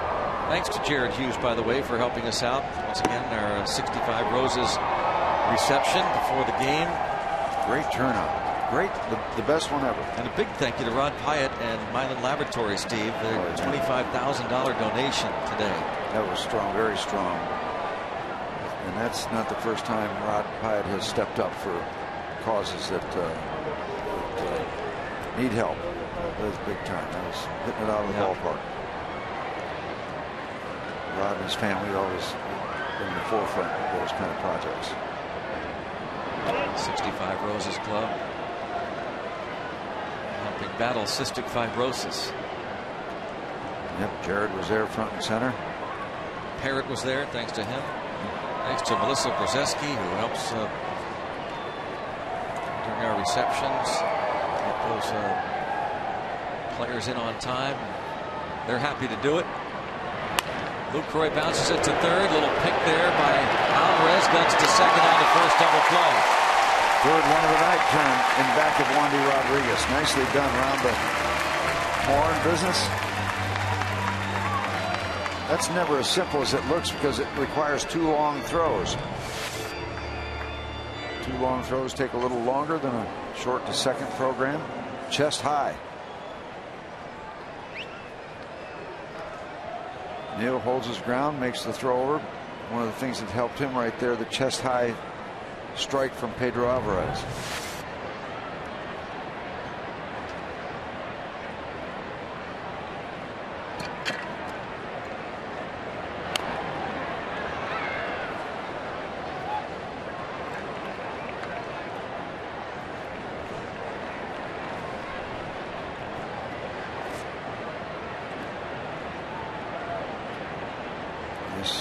Nice of us to have a college classmate of Tim Neverett, one of our play-by-play man over on the radio side, Eric Sherman. Spent a lot of time with, yeah, spent a lot of time with Eric last summer. He's in town to watch the Bucks. Enjoy the weekend. If the Bucks win, he'll enjoy it a little bit more.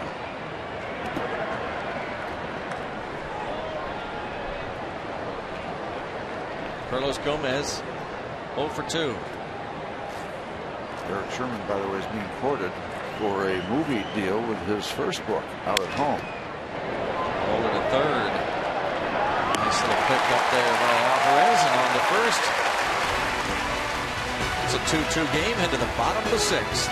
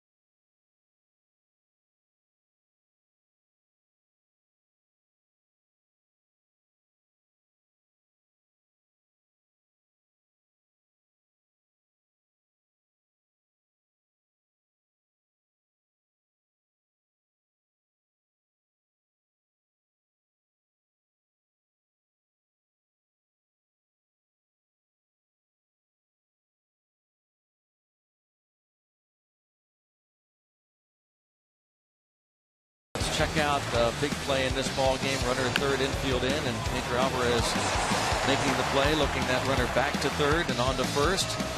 Play made in the 5th inning. Coors Light Freeze Camp brought to you by Frost Brewed Coors Light. Ricky Weeks hit that ball with a runner at third base and 1 away. There have been some big plays, I guess big pitches you could call them, Steve, from Wandy Rodriguez. Yep. In that 4th inning, when they scored the 2 runs, it looked like an inning that might get away. And that's what we talk about, damage control. You know, that 2 runs could have very easily turned into 5 runs if you don't get the thing under control. You got the double play, and that's a big item. Hope we get to look back at that as a turning point for the Pirates' win. That 2nd inning, 1-2-3 inning ending double play. And that 5th inning, where the runner at third base, 1 out, and the infield in, got Weeks to bounce out before getting Ramirez to ground out to end it. Tabata started off the 4th inning with a base hit to right center and scored on a McCutchen single.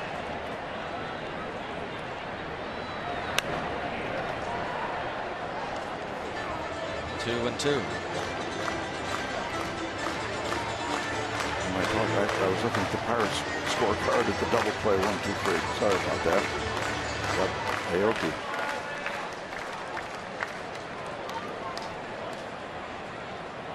A little rusty from staying up late for those Padre games.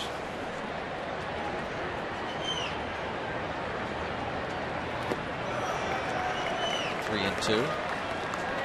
I know somebody else that stays up late watching all the games. She was hoping to be here this weekend for her 50th high school reunion in McDonald, PA. Her son, Jim Bob Mullen, sent us a note asking if we wouldn't say hello to his mom. Very loyal Pirates fan since the 1950s, who passed the legacy on to her son. Diane Patterson lives in Mesa, Arizona. She wanted to give Maz a kiss for the 1960 big home run. Boy, you better get in line. Yep.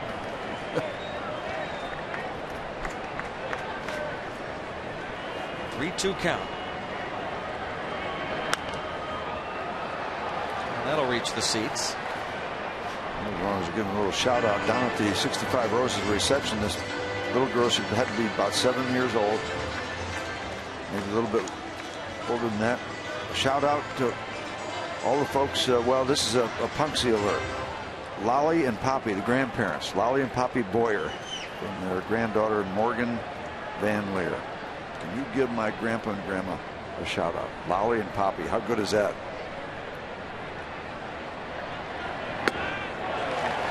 And a lead off repass. Go behind the scenes of the Pirates and our television broadcast Tuesday during All Access Night. Hear exclusive interviews from the dugout. Go behind the scenes of PNC Park and head inside our production truck to hear our director call the game live. All Access Night, Pirates Cardinals, Tuesday 6:30 here on Root Sports.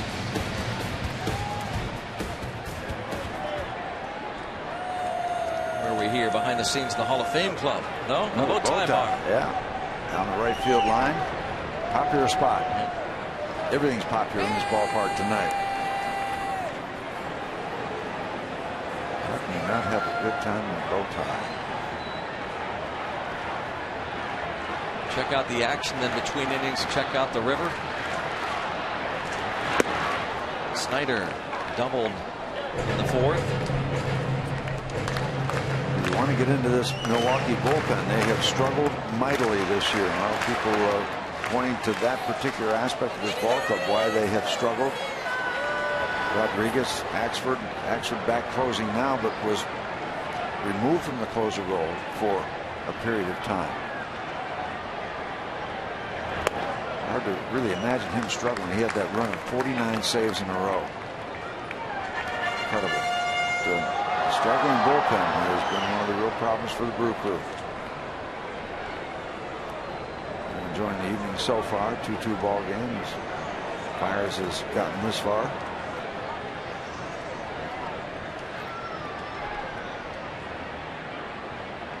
There goes Tabata. Check swing, throw down. Still going to get him. Wow. Up on the body, but plenty of time to reach back, kind of make the swipe tag. And the tough percentages stolen base wise for Tabata continue. Really for the Pirates as a whole. I mean, it's not just Tabata. This has been a great year in so many areas, but boy, there are a couple that guarantee the Pirates want to address, Steve, and that is going to be one, both defensively and offensively, that running game in terms of the stolen base. And the subject of base running overall. Yep.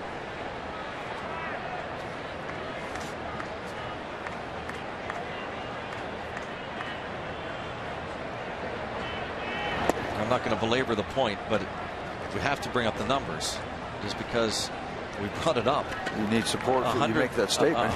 104, make it 105 stolen bases against, 11 caught this season. 105 steals by an opponent, 11 caught for the Pirates on the offensive side. 56 steals, 43 caught.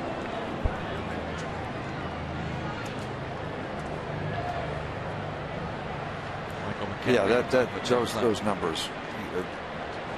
can't allow them not to be addressed. Let's go now to our Coors Light Cold Hard Blast. We go back to June 3rd. We talked about this. The home run that Andrew McCutchen hit off Mike Fiers. Back on June the 3rd, the afternoon game, Miller Park. The home run by McCutchen at the time, his 9th. Brought to you by Frost Brewed Coors Light. Do it again. Back-to-back walks for Fiers. His first 2 bases on balls, and he gave up the 2-run single to McCutchen in the 4th. McCutchen now with 78 runs batted in on the season.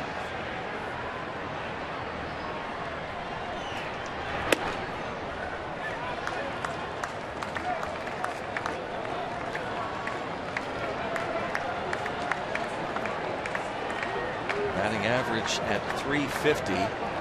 And there are a lot of people now in McCutchen's corner more than ever before around the country. But with the Melky Cabrera suspension.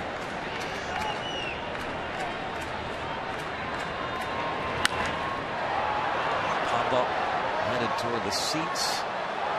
Yep. Out of play, just a couple of rows. Another question that Clint Hurdle was asked today about Melky Cabrera. I mean, it's possible Cabrera could still end up winning the title, even though he's 1 plate appearance shy. They'll just add the 1 plate appearance, make him 0 for 1 essentially, so he'd still end up hitting, what, .345. And could wind up winning it. So there are a lot of people rooting for Andrew McCutchen.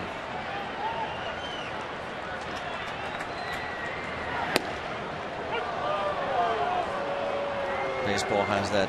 They could just add him. They have that rule, yeah, that allows you to qualify. A baseball rule adds at-bats, plate appearances to any contender's total until he reaches the 502 necessary. That gives him no hits each time. So again, Cabrera just 1 plate appearance shy. And a strikeout for Fiers. Number 7, Steve, is that right? Yep. Wow. 7 strikeouts for Fiers. Check it out. There's the curveball. There's the downer curveball we talked about early in the ball game. Many times the guys that have that top to bottom curveball, you just got to be disciplined, because there are a percentage of those that will be downstairs underneath the strike zone. But they look tempting, especially coming from straight over the top. You got to lay off the bad ones. You give them the good ones. They can't do much about that. Strike 1 on Garrett Jones. Ron Renicky is about as aggressive as any manager in terms of shifting. And he's got just 1 infielder on the left side. He'll do that with right-handed pull hitters as well. Go the other way. Big gap in left center. I mean, all kinds of acreage in left center field for Garrett Jones.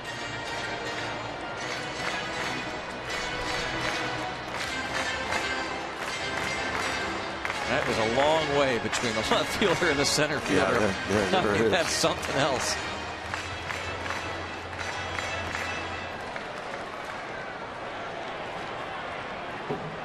Oh, 0-2. You got to balance that with the fact that Gomez can fly, or he would be required to.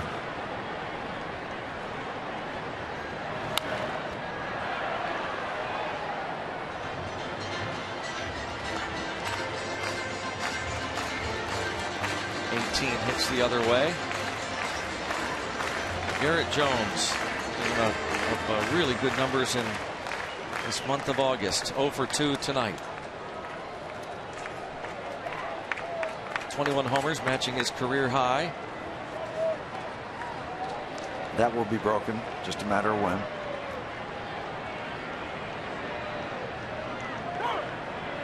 Time called. Fiers was in that set position a little too long for Jones, so he steps out.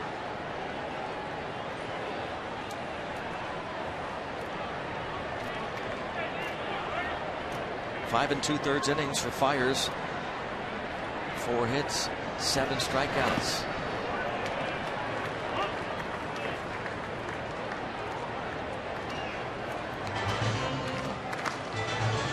Struck out 10 Diamondbacks. His June 30th start. 6 innings against the Snakes, gave up just 2 hits. Walked 3, struck out 10. 6 innings of 2 hits, shutout ball.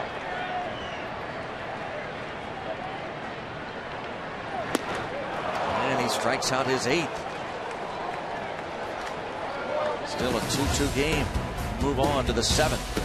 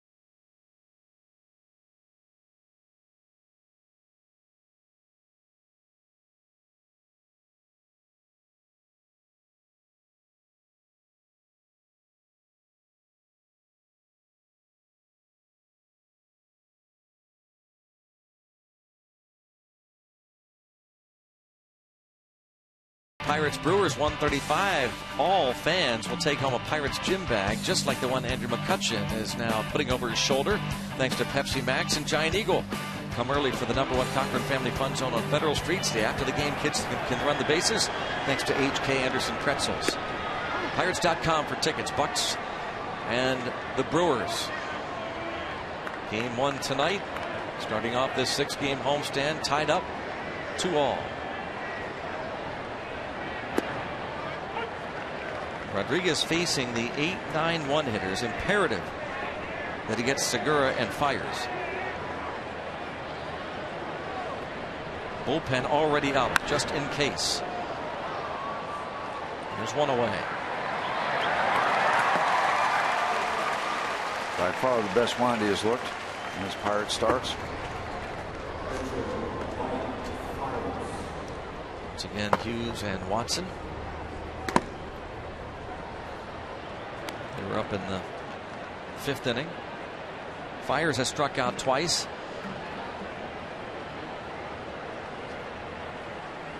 I said earlier that Wandy Rodriguez actually quit school. He wanted to play baseball, so he left for a baseball academy. But now in the Dominican Republic,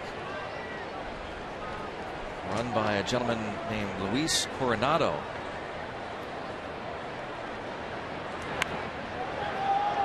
Man, that's going to be a perfecta. How about that?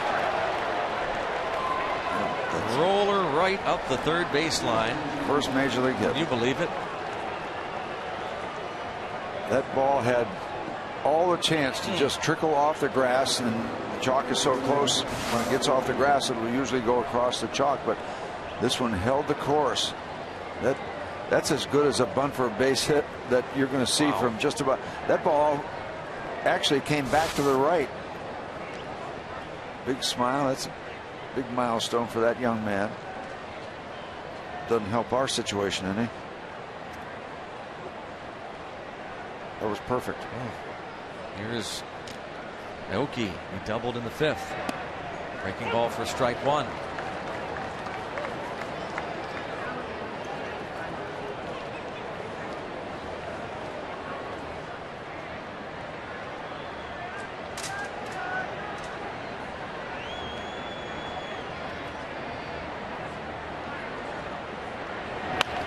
Bounce to first. There's a nice play by Jones. They get one. Rodriguez is not going to get there. Aoki is safe at first. Nice pick by Garrett.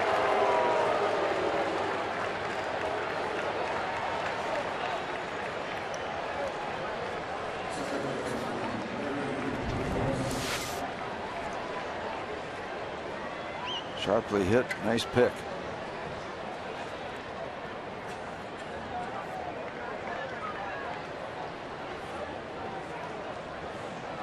Close play. Great shot from the AGH cam. Nice of Wandy to take the first base almost away from Aoki. There wasn't much room to hit that base on the side. That's going to be it. And as Steve said, that is very encouraging. The best performance for Wandy Rodriguez since joining the Pirates. Yeah, just a nice round of applause.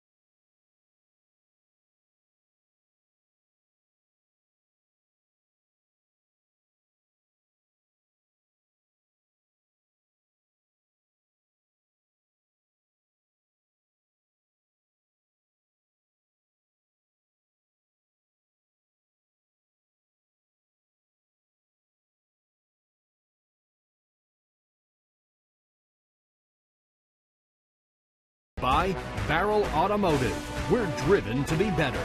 By PNC Bank, for the achiever in you. And by Chevy Cruise, which offers EPA estimated 42 mpg highway. Let's go Bucks! Well, this is an issue right now. You've got to keep track of Aoki. You've got a tie ball game in the 7th inning. And they do.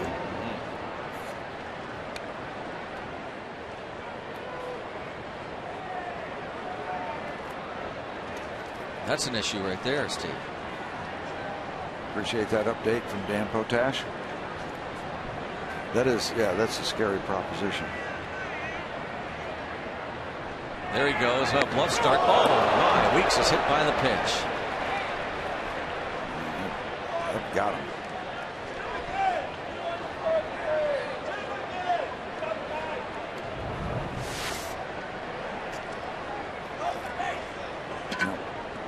That protective sleeve, he's got the elbow. He's got the armor on.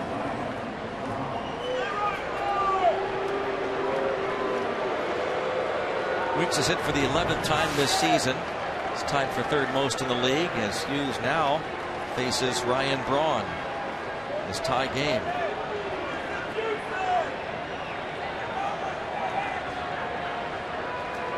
Braun has walked his last 2 times up, hit into a double play in the 1st inning.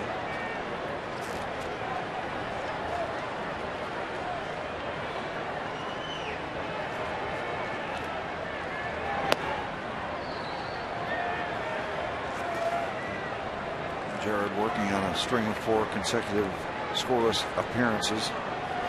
This is going to be a test for Jared Hughes.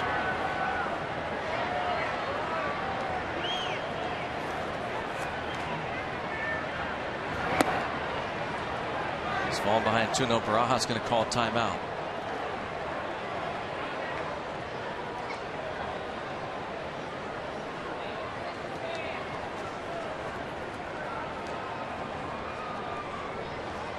Wandy Rodriguez so far responsible for Aoki at second. And the most Wandy can hope for is a no decision, but he pitched well tonight. Keep that number 6 2/3 with 2 earned runs given up.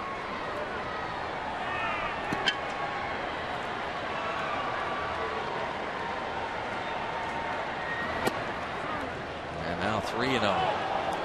Doesn't get any easier with the man on deck. Aramis Ramirez, as you take a look at ball 3. Just off the inside corner. Danny Demuth's been very consistent with that call tonight. Home plate umpire and the crew chief.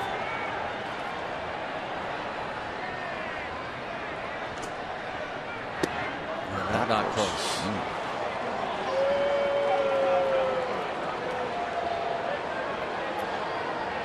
Now it's up to Hughes to get Aramis Ramirez with the bases loaded.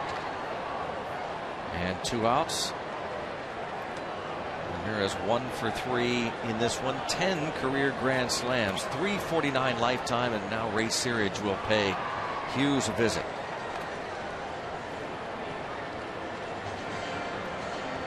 A very important homestand. All starts with this one here against the Brewers, setting the tone.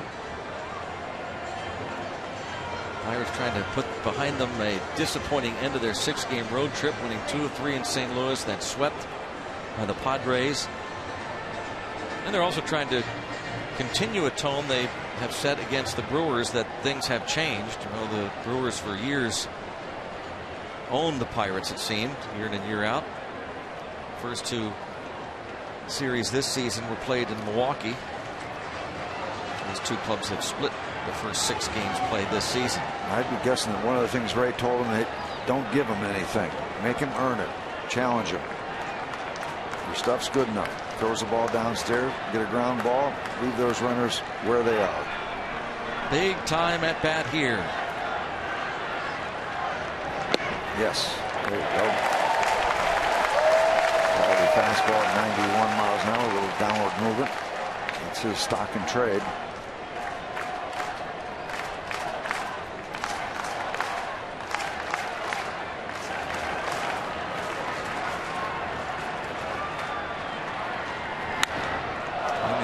Center field, McCutchen over, still rolling over, can't make the catch. He might be hurt. As that will clear the bases, let us hope that he gets up and he's okay. Went in there hard to that feet first slide, getting up slowly. A big double for Ramirez, clearing the bases. It's 5-2. And here comes Todd Tomczyk, the trainer.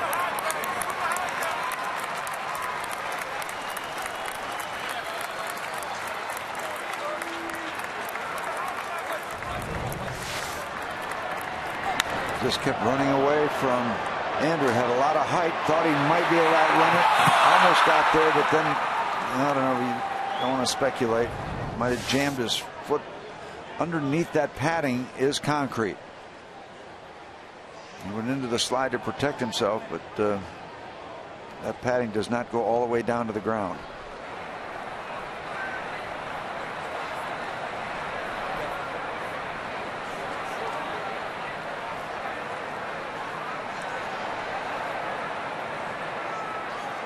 The slide, could be the knee. It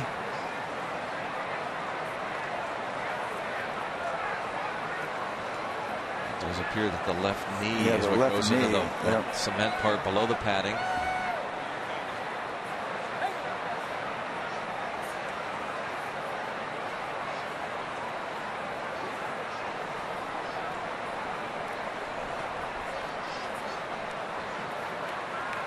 talk about a quiet crowd of 35,000 plus. I mean, you're down 5-2, but the bigger issue for the fans here is their star in center field. A 1-out bunt base hit by Mike Fiers got this thing started. Hurdle and assistant athletic trainer Ben Potenziano leave the field.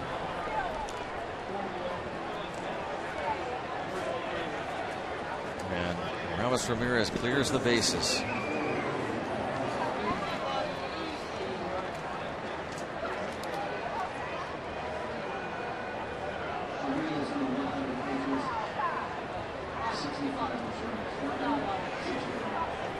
Now Hart at the plate.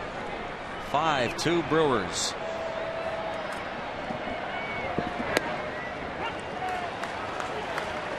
Ouch. Ramirez now with 75 RBIs.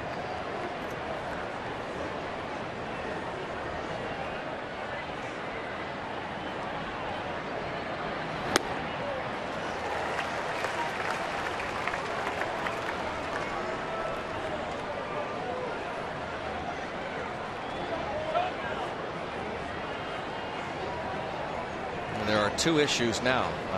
Even though McCutchen is staying in the ball game for now. Concerned you're down 3.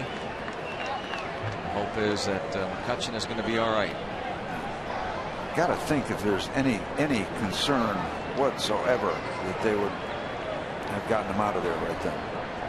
But you never know if a bruise is going to start to seize up on you and bother you more. An in-between inning situation.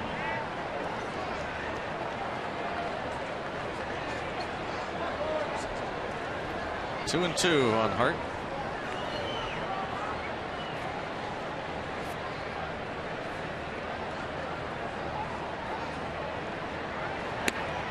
Three and 2 on Hart.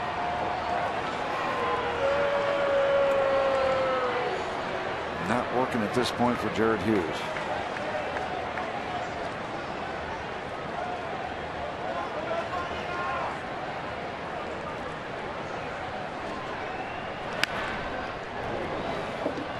Talking earlier about one of the keys for the Pirates trying to get in the bullpen of the Brewers. Well, the Brewers have gotten into the bullpen of the Pirates. Didn't want it to work that way. Bullpen looks like somebody, maybe Paul's is going to grab a glove. Ramos Ramirez the double, and this ball lined into right. This is going to make it 6-2 as Hart goes the other way. His third hit.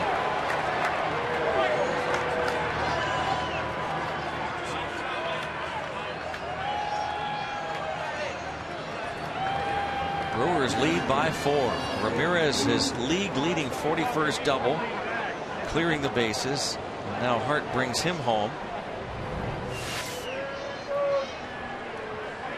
Hitting a pretty good looking pitch, but that's the way this inning is going for the Pirates.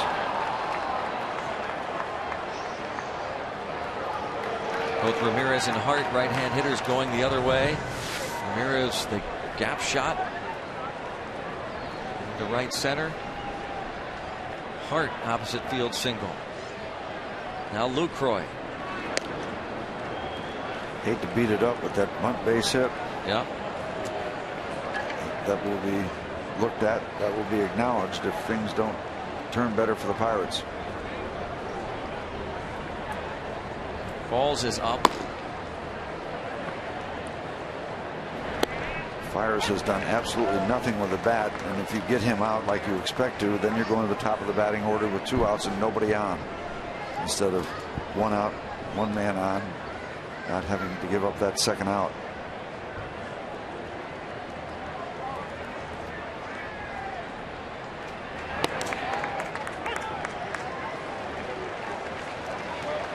.41 doubles now, by the way, for Ramos Ramirez to lead the league, and he's on pace to break the Brewers' single season record set by Lyle Overbay in 2004. 53 doubles, the franchise mark. Runner goes from first. The 0-2 pitch. Bounce to Barmes. It'll be on to first base for the final out. Big inning.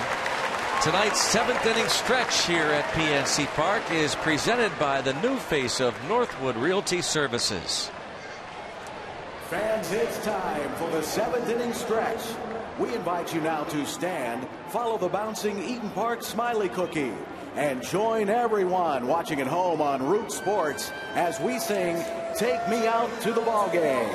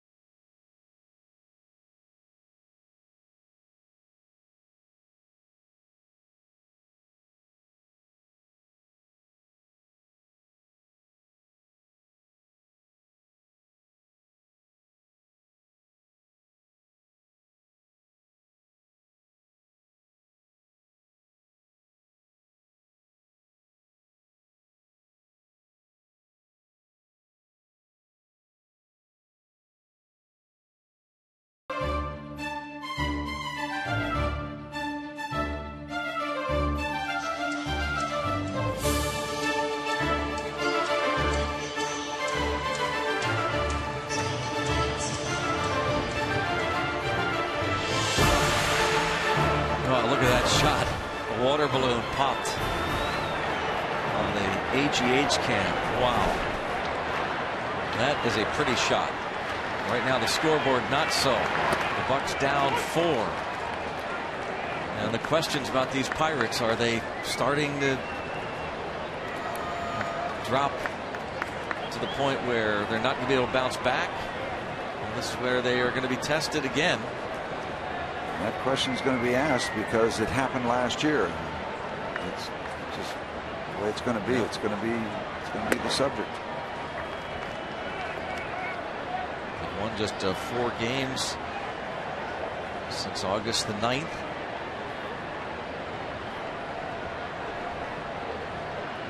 They lost 10 of their last 14.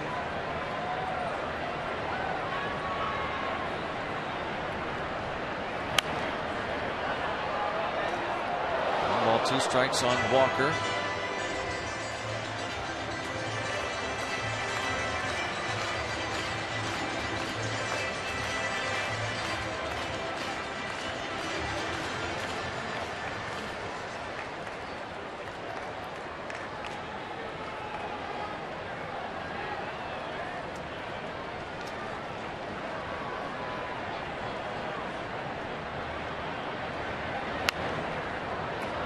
Walker looking to get on and get something started here.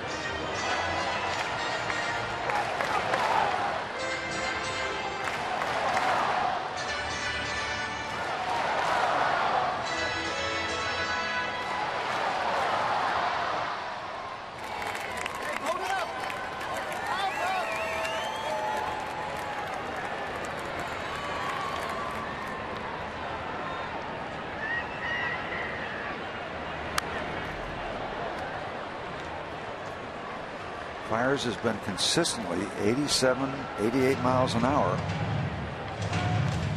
with the fastball, and then curveball, cutter.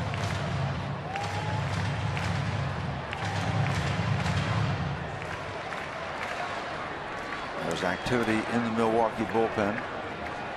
They need to get in that pen. It has struggled mightily. Here's the slow hook, 70 miles an hour. 9 strikeouts. He has punched out 3 straight Pirates. And we didn't see that slow curveball early in the ball game, but now we're seeing it. We're seeing it more consistently. It's up the outside corner. Jim Henderson up in the bullpen now for Milwaukee. I think he was closing a little bit when they took Axford out of that role.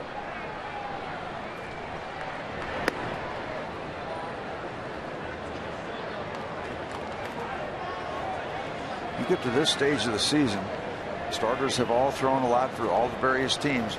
I think a lot of it comes down to bullpens. The Pirate bullpen, a big factor early in this season, kind of helped carry this ball club. Tremendous job consistently night after night. But now if you're getting into situations where you're getting 6 innings and you're turning 3 innings over to the bullpen, all I'm saying is it's just hard to run the table for 6 months with your bullpen. They have been terrific.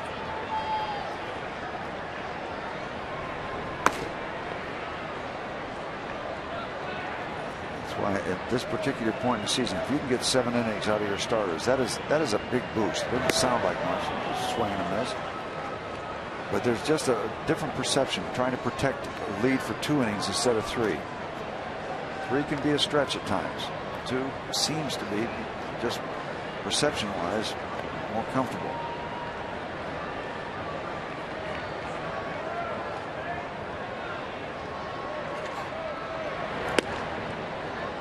Close. Slow breaking ball. Slow curve straight over the top again. 69 miles per hour, 3-2. That'll challenge Carson's speed on his breaking ball.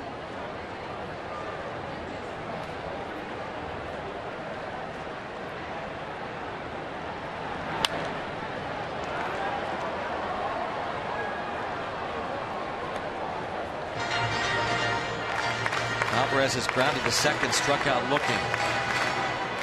Pirates with 4 hits. 3 of them came in succession in the 4th inning.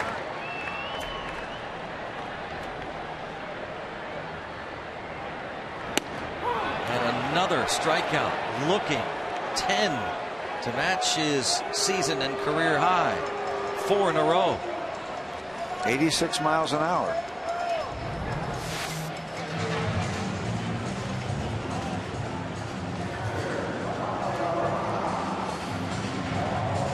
Mike Fiers strikes out his 10th. June the 30th. In 6 innings, he struck out 10 D-backs. 6 in the last 3 innings. Here's Barajas, who owns the other hit. The 3 hits in the 4th inning. Tabata, Snyder, McCutchen. Boy, he is leaning on that slow curve right now. He's scheduled to bat 3rd in the 8th. Another hook.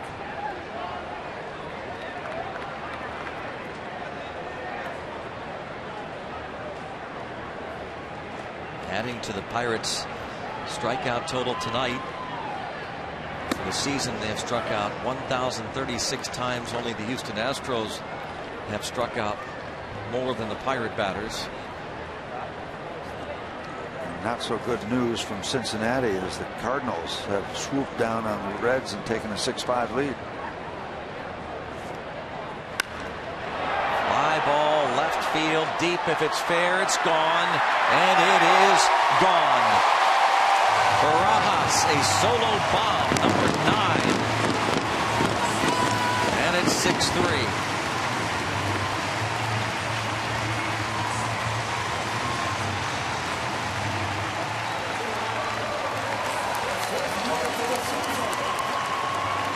That puts a charge into the crowd. Rare home run given up by Fiers. And now they're going to go immediately to the bullpen. First home run for Barajas since July the 18th at Coors Field when he hit his 8th. That was up and in. That's in the go zone. That's in the power zone. He didn't miss it that time. Barajas with his 2nd hit, and this one A home run toward the first rung of the rotunda. Pitching change. 6-3. Brewers lead it.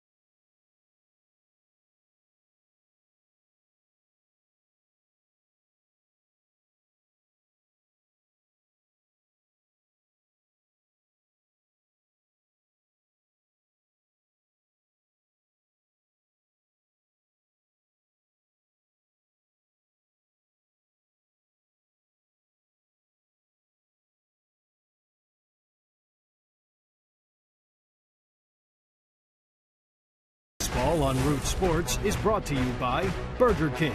Come play family food where every game piece has a prize. Let's go Bucks!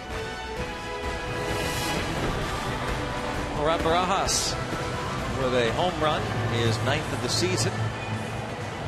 Gives the Pirates their 3rd run. And now the bullpen. See what the Pirates can do against Jim Henderson. As we mentioned, went into the closer's role for a time because Axford was struggling, picked up 3 saves. You can see them there. 11 in the 3rd innings, 18 strikeouts. Starter had 10. Henderson, a strikeout man. Started the year in the minor leagues, came up, and here he is. This is not going to be your 87, 88 mile-an-hour fastball from Mr. Henderson. So fires 6 2/3, 3 runs on 5 hits, a couple of walks, 10 strikeouts. Can win it, cannot lose it.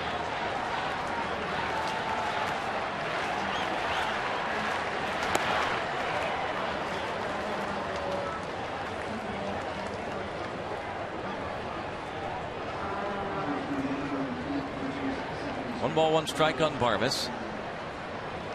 Tonight he has struck out looking fly to left.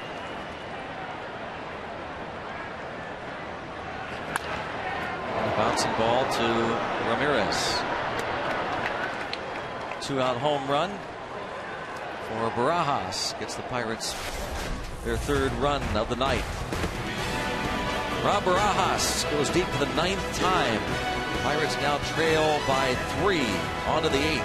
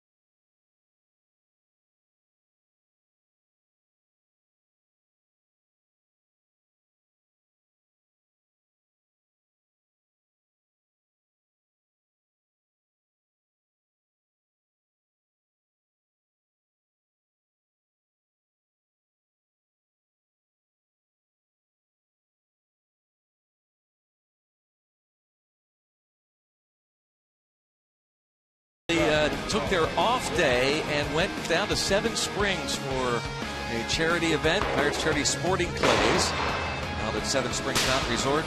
Rob Nunning, Pirates chairman, on hand. You saw A.J. Burnett, James McDonald, Chris Resop, Jason Grilly. There's A.J. Burnett. All the Pirate players on hand and helping out Pirates charities once again. Boy, they have a first-class facility. There's Jeff Bannister, Clint Hurdle was there. A lot of the Pirate coaches, Pirates players. So they got an early morning. But took time to help out a great cause. Rob Barajas, the home run that got the Pirates their third tally. Now Chad Qualls, who was also there at the Sporting Clays yesterday. How'd you do, by the way, Steve? Terrible. Okay. Terrible. All right. I'm not used to shooting at anything. But that is a very popular thing with a lot of people. And as you said, the course, as they call it, at Seven Springs, world class, world recognized. Carlos Gomez 0 for 3. Had a chance to work with a couple of world class shooters, John Gasper, Denny Hickman. Former fantasy campers too. I got in that group. I didn't help them with their scoring, however. I'll be able to say hello to all the folks that I was involved with, a couple different groups, but I do appreciate their patience, including Dr. Bob Shulkin and the folks at AGH, Stuart Van Kirk, Jim Grant, Frank Langone, I know Pat DeMeo at Snell, AGH supporting that event every year. There's a line drive. McCutcheon. Leg seems to be okay. Big crowd on hand here tonight. 14th sellout of the year. 37,197. Thank you all, one and all. Start this homestand. Pirates the 14 sellouts. Bucks have gone 9-4 in the previous sellouts. Club record 19 sellouts the first year here at PNC Park, and 17 last year. And again, game 2 of this series tomorrow night. Jeff Karstens against Sean Markham. Team Photo Fest in the late afternoon. Sunday afternoon, Eric Bedard against Mark Rogers. And then the Cardinals come in.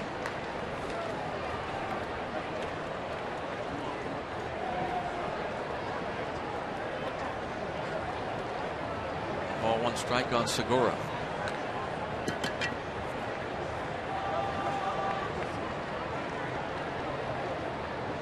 He's walked, grounded to short, fly to center.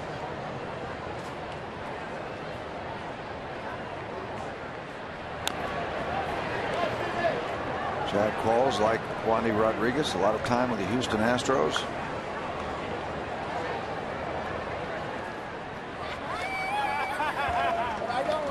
The Blues Brothers on tour.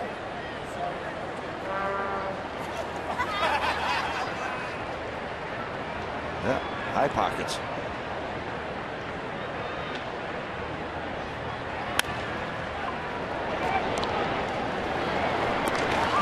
Three on the put out. Follow us on Twitter at Root Sports Pit for team news, special giveaways, and behind the scenes looks at your favorite teams. Join the conversation with Dan Potash, Rob King, Paul Alexander, and others on Twitter. Tell us how you root. Get involved in the conversation.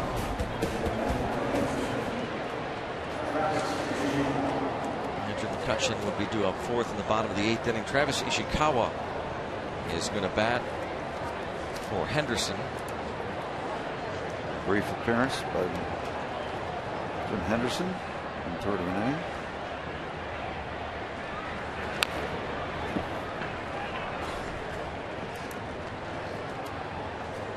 Former Giant Ishikawa 0-1 the count.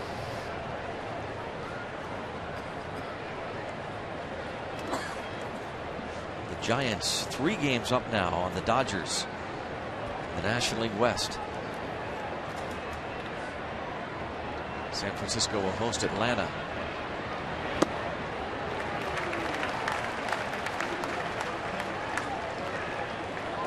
1-2 the count.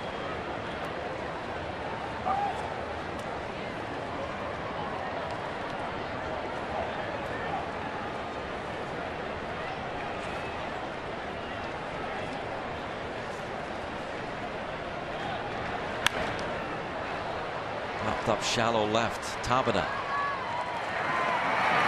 Chad Qualls enjoys a 1-2-3 top of the 8th. 2 more chances for the Buccos. Down 3.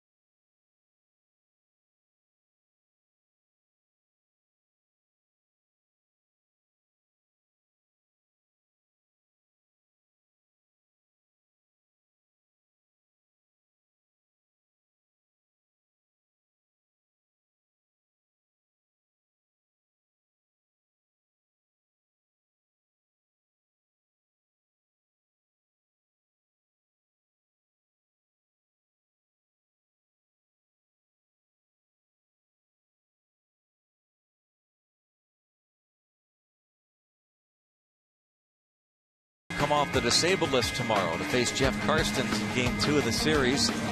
And Sunday it will be Eric Bedard for the Pirates against Mark Rogers. Nissan, the road ahead for the Pirates, hosting the Brewers, next 2, and then the Cardinals. Root for the Bucks. Indeed. Need some offense, late offense against Francisco Rodriguez. He's the owner of 294 career saves, including a record. How about 62 saves in 2008? 62. Can you think of how many games the team is going to win? 62 saves. Comes on to work with a 3-run lead in the 8th inning. Josh Harrison bats for Qualls.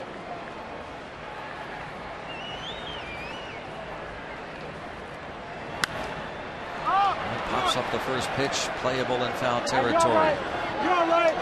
You're all right. And his bench, Corey Hart letting him know he's all right. Plenty of room. 1 pitch, 1 out, top of the order. And now this beleaguered bullpen needs 5 outs to get a win. Tabata on base twice after grounding out against Fiers in the 1st inning. He started the 4th inning rally with a base hit to right center. He and Travis Snyder would score in a McCutchen single that tied the game at 2. But the Brewers scored 4 in the 7th.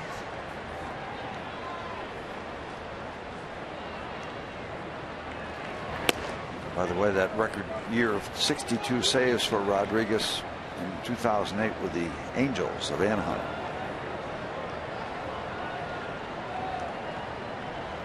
Was with the Mets for a while. Got into an altercation late in the season a couple years ago with his girlfriend's father, injured in that mishap, and then eventually came on to Milwaukee. He had 35 saves his first year with the Mets in 09. Really, this year was supposed to be Rodriguez in the 8th, Axford in the 9th. Done deal. 7-inning games. not to play out that way.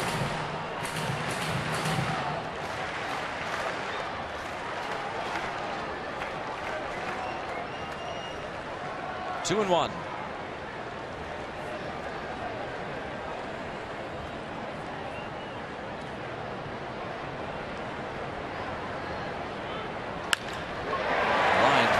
Center field, but hit too hard. Tabata absolutely laced it into center.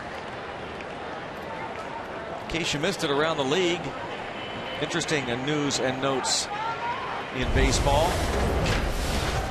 Lance Berkman is likely going to retire at the end of the season. He keeps trying to come back. Has not yet. He's still on the DL. The Dodgers, well, that would be a blockbuster deal. There have been reports. Apparently the Dodgers were awarded a waiver claim on Gonzalez. Later yesterday they were awarded a claim on Beckett.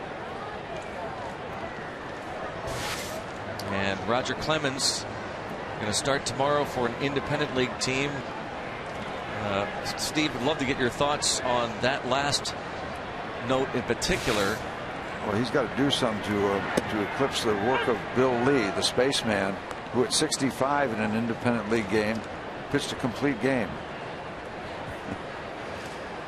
I don't know. Don't know about that stuff. Folks trying to analyze exactly what is going through Clemens' mind. Is he trying to make his way back to the big leagues? He's got to be. Why else would he do it? Jim Crane, the owner of the Astros, has said that if it ever happened, he would want to work with Major League Baseball. He doesn't want to make it a circus, because there are those who are saying it's the worst team they've seen in years, these Astros. Why not sign Clemens and at least sell out a couple games down at Minute Maid? But Jim Crane has said that he won't do that unless he gets the full blessing of Major League Baseball. And then I've heard some people suggest that Clemens is doing this so that even if he starts one game or plays one game in the big leagues now, that sets his timetable back 5 more years for Hall of Fame consideration. Rather than this, because right now it's still fresh, the accusations. Oh, okay, yeah. To let steroid use. Let that get stale. And I think he'd be involved in the Barry Bonds class, so that would separate him from that. Snyder pops this ball up, and the Pirates are going to go down 1-2-3 in the 8th inning, and will head to the 9th, trailing by 3.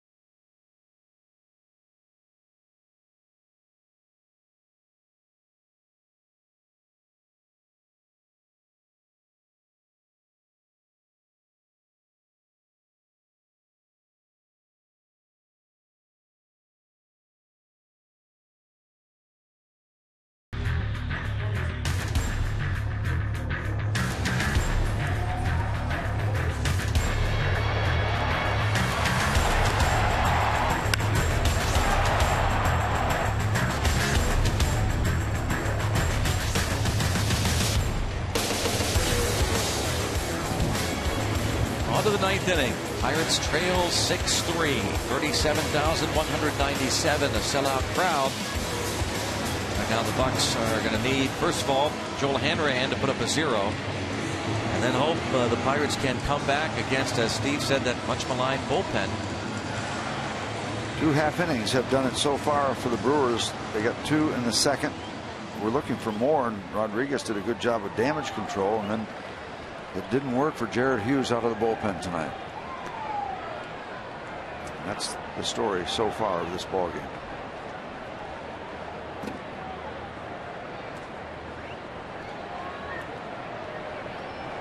Rodriguez was so efficient in the bottom of the 8th. The bullpen currently not stirring. I could see Axford get up here momentarily to see how this all plays out, but Ron Roenicke has been searching for answers, looking for just about anybody.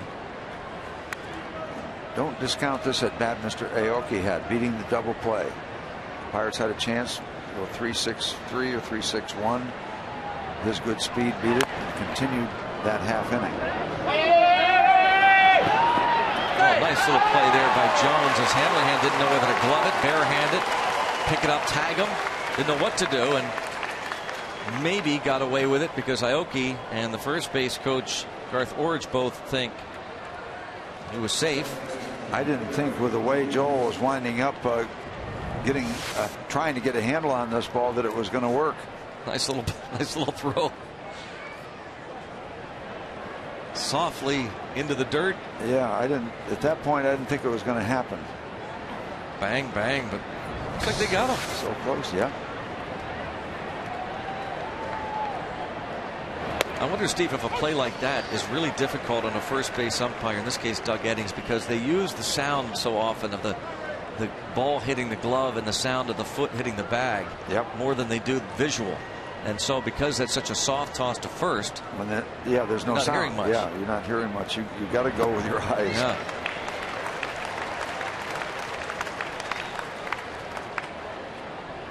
Garrett Jones played a good first base tonight. He'll be due up second in the bottom half of the 9th, and now Axford does start to loosen in the bullpen.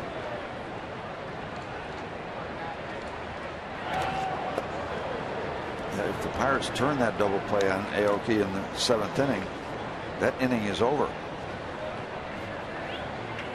Didn't happen. They got the out at second, 3-6, but Aoki runs very well.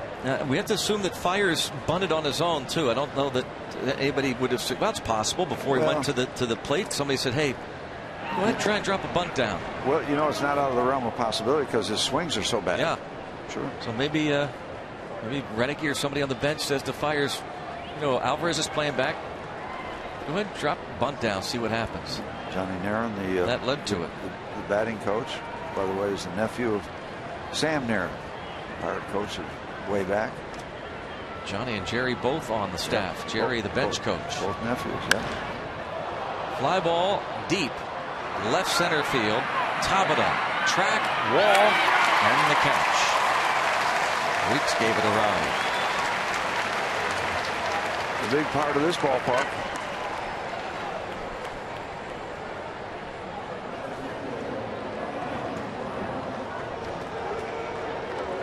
Braun has walked 3 times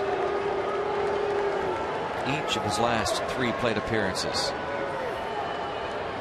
Hit the ball sharply. One time he did put it in play, but it was right at Clint Barnes' 6-4-3 double play in the first inning.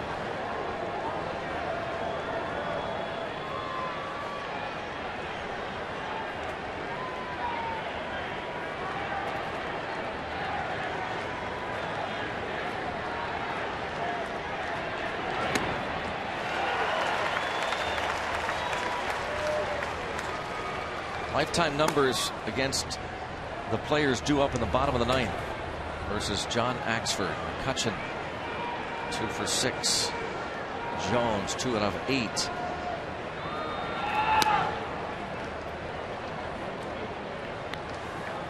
And Walker saw his career numbers against Axford, 1 for 6.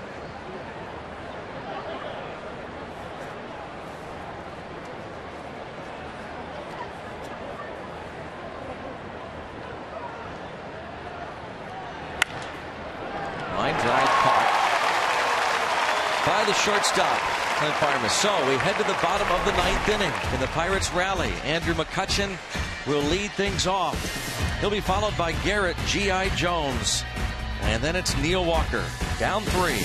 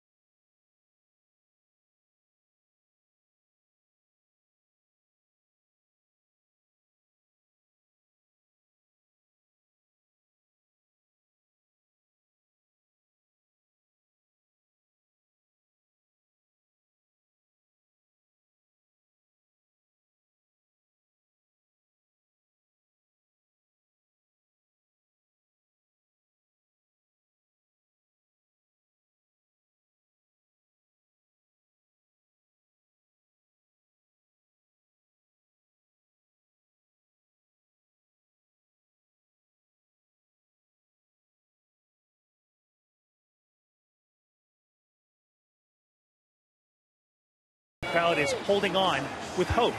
And there is hope. Let me show you why. The Brewers bullpen has struggled this season. 23 blown saves this season, 10 coming in walk-off fashion. That is tied for the most in Major League Baseball. Guys, you're saying there's a chance. Yeah, you are too. Yeah, I am. And good call on those statistics. And John Axford, a different looking John Axford than the one we saw saving 46 games last year. The mustache, the long scraggly hair gone, trying to do anything to get back to his form from 2011. Yep, those 23 blown saves, 8 of them charged to him. On his side of the ledger was removed from the closer role. As we said, Henderson picked up 3. Last time out, though, Wednesday, picked up a save, working 1 inning and striking out 3.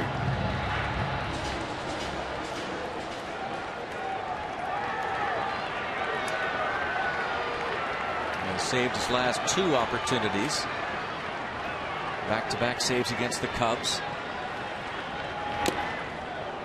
96. 0-1.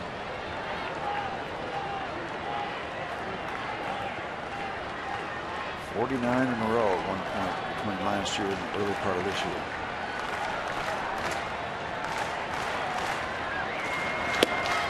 A blown save against the Pirates on July the 15th. You better have yourself ready for a 97-mile-an-hour fastball. Or an 84-mile-an-hour breaking ball. 1-2. Correct that. His blown save was against the Marlins. Getting away from Andrew. 1-2 advantage for the pitcher. And a hard pitch to lay off that slider. Down and away. This is similar to the stuff you see from Joel Hanrahan. Power fastball to power slider. The difference in speed. Go out quick enough for the fastball and don't get it. You're going to be way out in front of the slider. 3-2. Mancha saved his 16th game of the season against the Pirates on July the 15th. Starts with base runners. Jones to follow, down 6-3.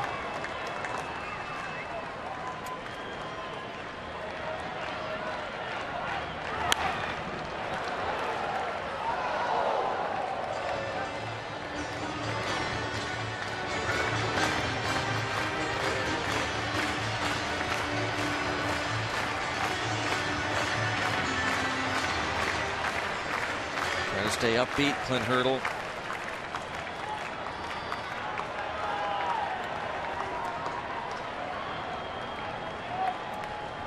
McCutchen 1 for 3, 2-run single in the fourth.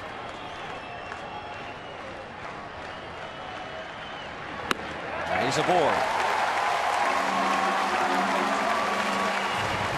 John Axford walks the leadoff man.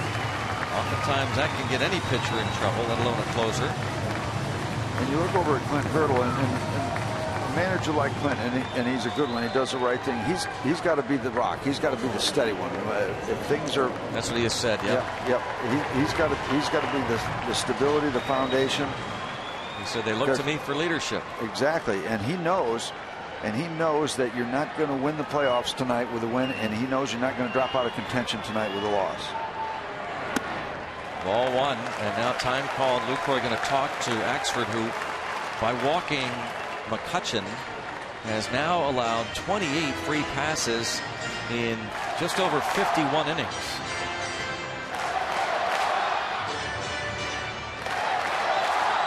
When you have a shaky bullpen, Steve, guys, you're running guys in and out. What must that be like for a manager? You're just... It's not easy just hoping to push the right button. Whoa. 2-0 all over the place right now. And this is what you get from overthrowing sometimes. When you struggle, sometimes, okay, the knee-jerk remedy, throw harder. Doesn't always work. Sometimes it works, but doesn't always work. Think about those numbers. 28 walks this season in 51 innings. He walked 25 all of last year while saving 46 games. A 1.95 ERA. So you're starting to think about averaging a walk per appearance or thereabouts. Ball 3. Well, that's what you want, base runners. Well, this is his 56th appearance. Not nearly walking an appearance, but he has struggled with the control.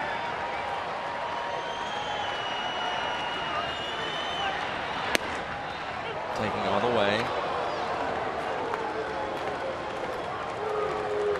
Jones struck out his last 2 times up against Mike Fiers, still in line to win it. Punching out 10 and 6 2/3. Everything upstairs, even the strike, touching the top of the zone. And he's walked the first 2 men in the bottom of the 9th inning. That just has to make a manager crazy. Yeah, because you're leading by 3. So now you have brought the tying run to the plate, potentially. Exactly. They're going to go out and talk to him now. And what happens, you try to throw harder, your body gets out in front, your arm cannot possibly catch up.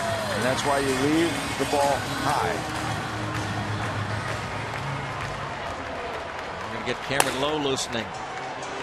Rick Kranitz. And to go back to the manager, Roenicke in a tough spot because he was the man last year, so he actually took him out, maybe to just give him a breather away from Henderson's appearance to come in and get 3 saves, and then you reinstate him because he's the man. He was successful in 10 of his first 11 save chances this season, and then he had those troubles, and he's 10 for 17 since. Very unlike Axford. Walker 0 for 3. Line a ball back to the mound in the 4th inning that went for a double play. And again, you don't have to do it all with one swing, although that would be fine. Nobody's going to get upset with that. Keep the ball rolling here. Make him earn his strikes. Ball 1. And you wonder how much of a mental thing this gets into. Not just missing, but everything missing high. Missing high. Missing high. Now, do you start to aim the ball? The answer is that it's possible. I know that. It's 1 ball, no strikes on Walker. He is 1 for 6 lifetime against John Axford. Ball 2, and now he's going to another pitch. Yeah, onto the slider there. Keeps missing upstairs. Now the catcher is searching for what can I call for this young man? Can I try to get him out of that zone he's in, that bad high fastball zone, by going to his second best pitch? Slider, they tried it, and it goes to 2-0. Now you got to come back to the fastball. You will see a fastball here. And he fouled it back out of play. Well, you cannot stay in this kind of situation with a second best pitch. You may go back to it if the opportunity, the right spot comes up, but no surprise there. That was going to be the heat. You wound up throwing it not just in the zone, but made it in a good part of the zone. There's a good fastball. And he notched it down. It was 93, so looking for a good strike.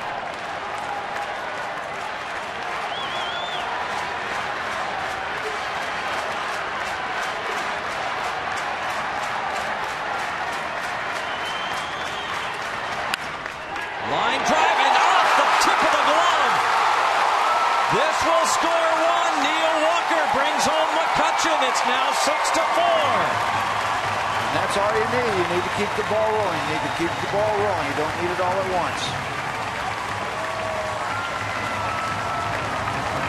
And now if you are Ron Renneke, do you start to think you've got Lowell loosening? I think they've got to find out. Is the time now to bring out Axford? I don't think so. I think they need to. They're not going anywhere in this race. You got to find out what you got and what you don't have.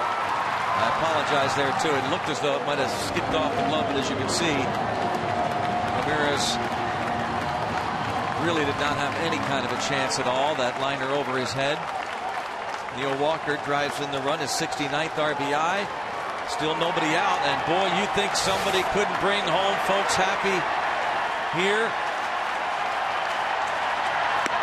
In one gigantic swing, he could send everybody home in a tizzy. He's given up 7 home runs. He missed with a breaking ball there, and again, if I'm Pedro, I've got to look for the heat here. Gets it, but he misses.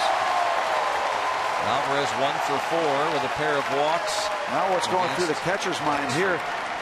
You know Alvarez is going to look. Do you go to that second best pitch now? Because you know a power hitter is looking for a fastball right here. One swing wins it. One big one. Ho ho. The big cut. 2-1. Asking the home plate umpire if it was a strike.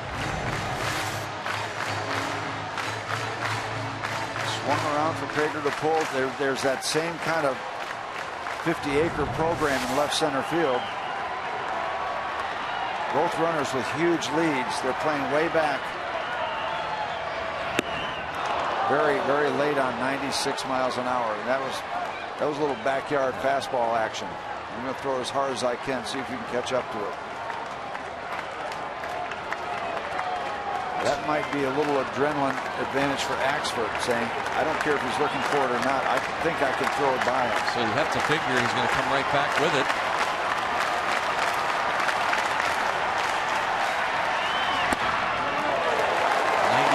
Missed, 3-2. Well, this takes some discipline here for your Alvarez. Yeah, and you're going to see it again. He's not going to go to a second best pitch here. Never forgive himself if he lost him with a slider. This is how Axford makes his living with a fastball. Doesn't have much choice, I don't think. It'd be really gutsy if he did. Got him with it. He gets Alvarez, who strikes out for the 3rd straight time, 1 out. That is huge. That is a big deal for John Axford.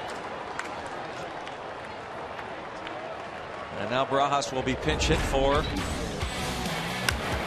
Barajas will not bat, though he did earlier hit that home run, but trying to stay away from the double play. And well, you want to talk about a big moment? How about bringing up Jeff Clement? And this is where Clint Hurdle feels like he's got to maybe play a hunch, maybe. Well, you know, you got a left-hand guy with power. This guy has power, and he represents a chance to win this ball game right now. Jeff Clement, his first major league at bat of the season, re-signed as a non-roster free agent, invited to spring training this spring, and a big cut and a miss. Yep. And now that's the thing that's starting to swing in Axford's favor. They're looking for the fastball, and he's getting it by him. This is Jeff Clement's first at bat in the major leagues since 2010. He has had a walk-off home run. That was when he was with Seattle, 2007.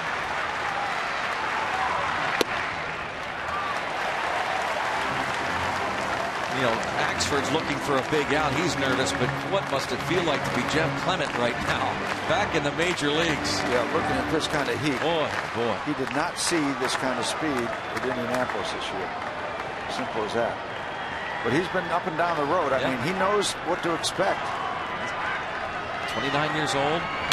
Fouls it back. Now you see the pendulum swinging.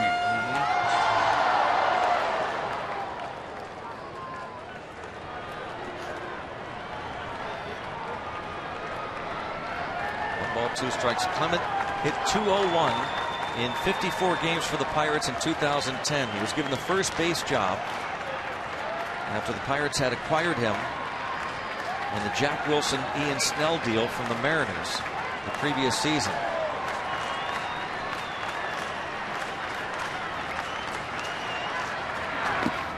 Two and two, went away from the fastball there. He can afford to because he's got a little bit of confidence working now.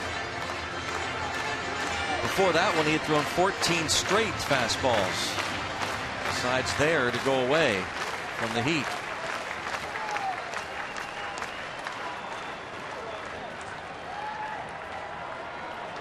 Playing with fire inside. That's the power area, obviously. But when you're throwing that hard, you can tie a lot of left-hand batters up with that kind of speed.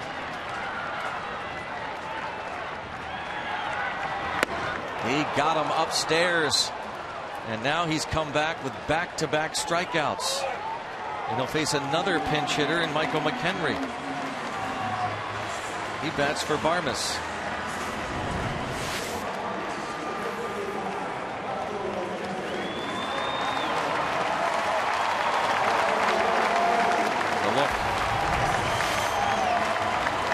Who was actually 3 for 3 against Axford with 2 home runs. Barmes instead, it's McHenry.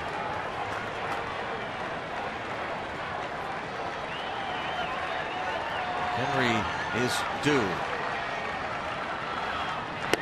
Takes ball 1. He's been in a slump. 0 for his last 21 at bats.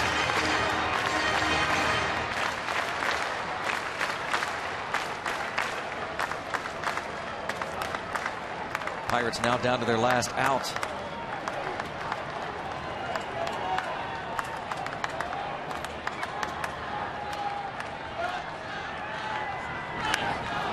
One ball and 1 strike.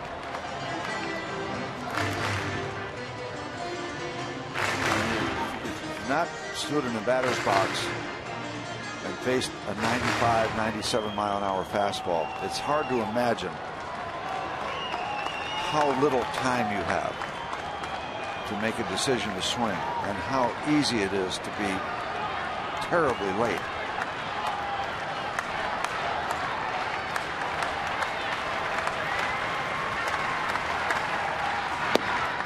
Now the Pirates down to their final strike.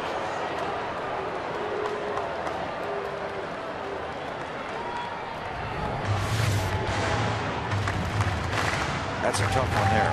That kind of speed downstairs. Now you have to adjust the plane of your swing on top of everything else in terms of trying to know when to turn the swing loose and then getting it down in that neighborhood after seeing everything high. Fouls away the fastball. Henry batting for Barmes.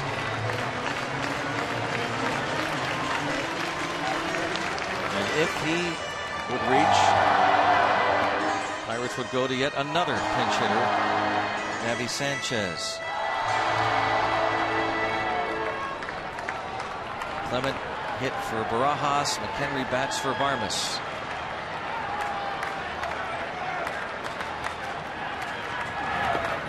Lays off, but thought about it. 2 and 2. Yep, you can afford to do that now.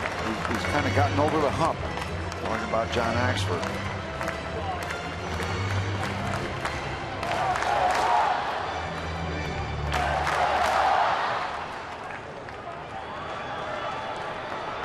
this is a situation where he's got it kind of together. He can afford to throw another breaking ball. If he does over the plate, it would be a tough situation for Michael. 2-2.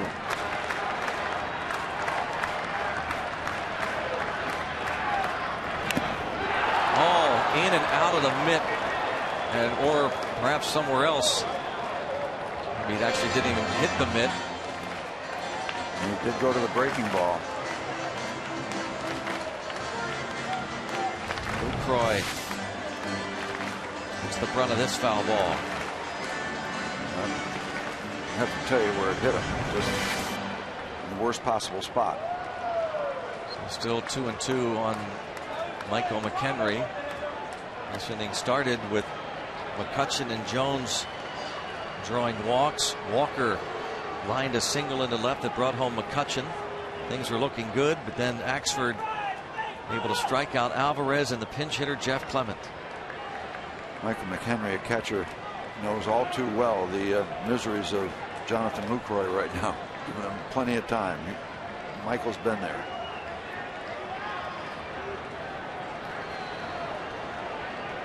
Lucroy going to buy himself some time with a slow walk to the mound. Barajas.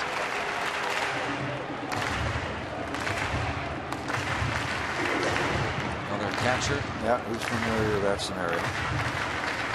Well, McCutchen scored the 4th run of this game for the Pirates. He also drove in a pair in the 4th inning. Pirates needing Michael McHenry to find a way to get on and extend this inning. Otherwise, Bucks will have lost for the 4th straight time.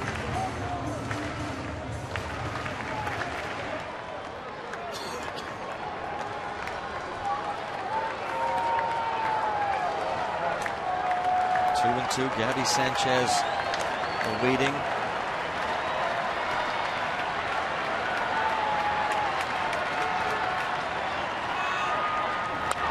And another foul ball.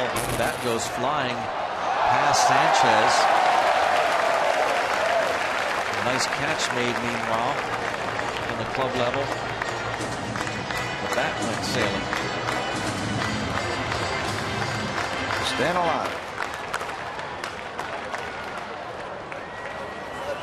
Everybody's all right.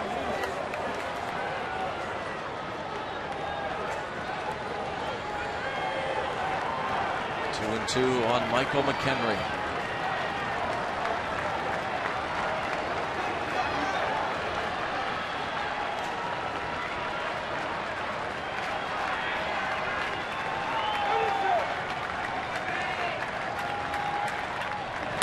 Line drive, base hit up the middle.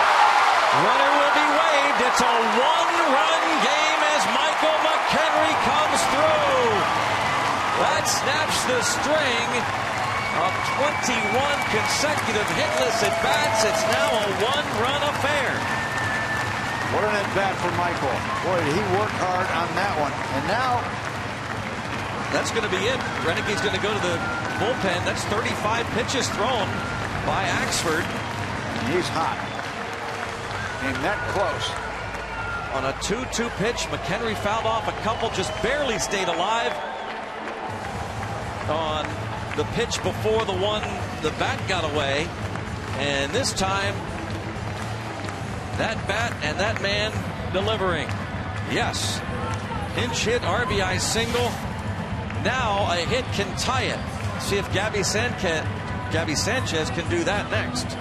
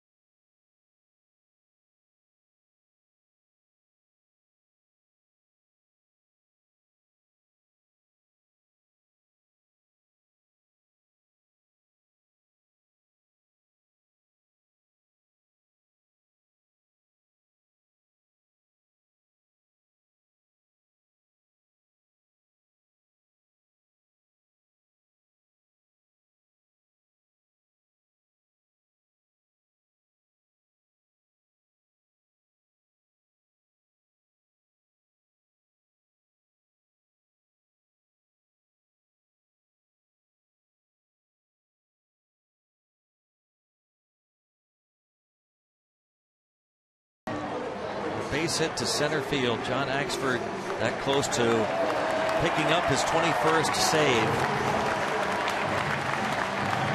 Now it's up to Cameron Lowe for the Brewers. He has 1 out of 6 save opportunities. His 1 save in Houston on the 12th of this month.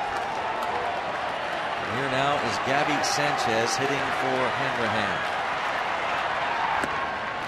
Ball 1.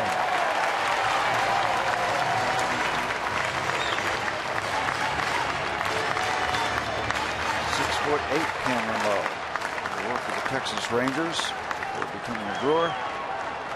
There's what you see. There's the issue at hand. Runners on first and second. Lowe has been throwing a lot of strikes. Neil Walker can get as much of a lead as he wants. Pop up going to be out of play. Lowe has walked just 11 unintentionally in 54 innings. Sanchez came over from the Marlins. He's 0 for 5 as a pinch hitter this season. Lowe has been much better on the road away from Miller Park. His ERA 1.71 outside of Milwaukee, 5.20 at home. 1-1.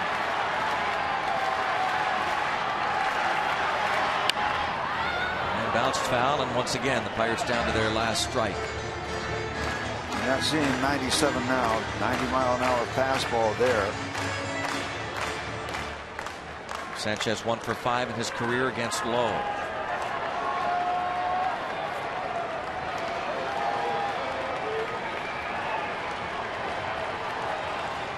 Trying to get him home to tie it. Shortstop playing deep, and Sanchez to pull. If that guy gets home, it's a W. 1-2 pitch. 2-2. Tough take. Discipline. Yep.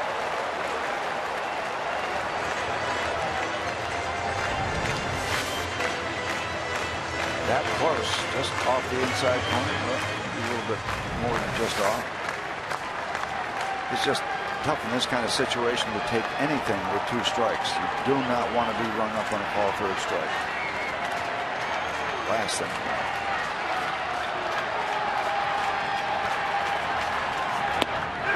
Struck him out. Pirates fall to the Brewers 6-5. This was a tough one. They were tied 2-2 and then gave up 4 runs in the 7th. Ground away and ground away. And they come up 1 run short.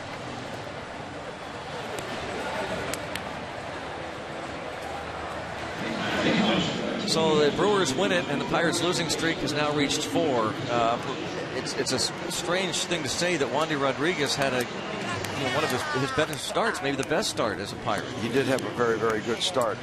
But now there's going to be panic in the streets. I mean, that's just the way it's going to be, that here we go again. And you just have to fight that. And that's a fan's reaction, and that's understood. As a ball player, as a Pittsburgh Pirate now wearing that uniform, you have to fight that. And yeah, I don't think they buy into that there's a panic. It's a struggle. It's not fun right now. It's not going well. But they're professionals. They're trained that way, and their thinking is not the same as the fans. That's just the way it is. So it is what it is. The season wasn't lost tonight. You go out and you win a game and you try to get something going. But it is a skid. You can't get away from the fact that it's 4 in a row, and you got to find a way to stop it. And we always say it can be 12-13, 12-11, 2-1, whatever it takes. But right now it's getting sticky. The Cardinals are winning tonight. It's not good right now, and you got to reach down in there and pick up your bootstraps and find a way to win a baseball game. All right, let's send it now back to, I believe it's Robin Teague or Paul and Teague.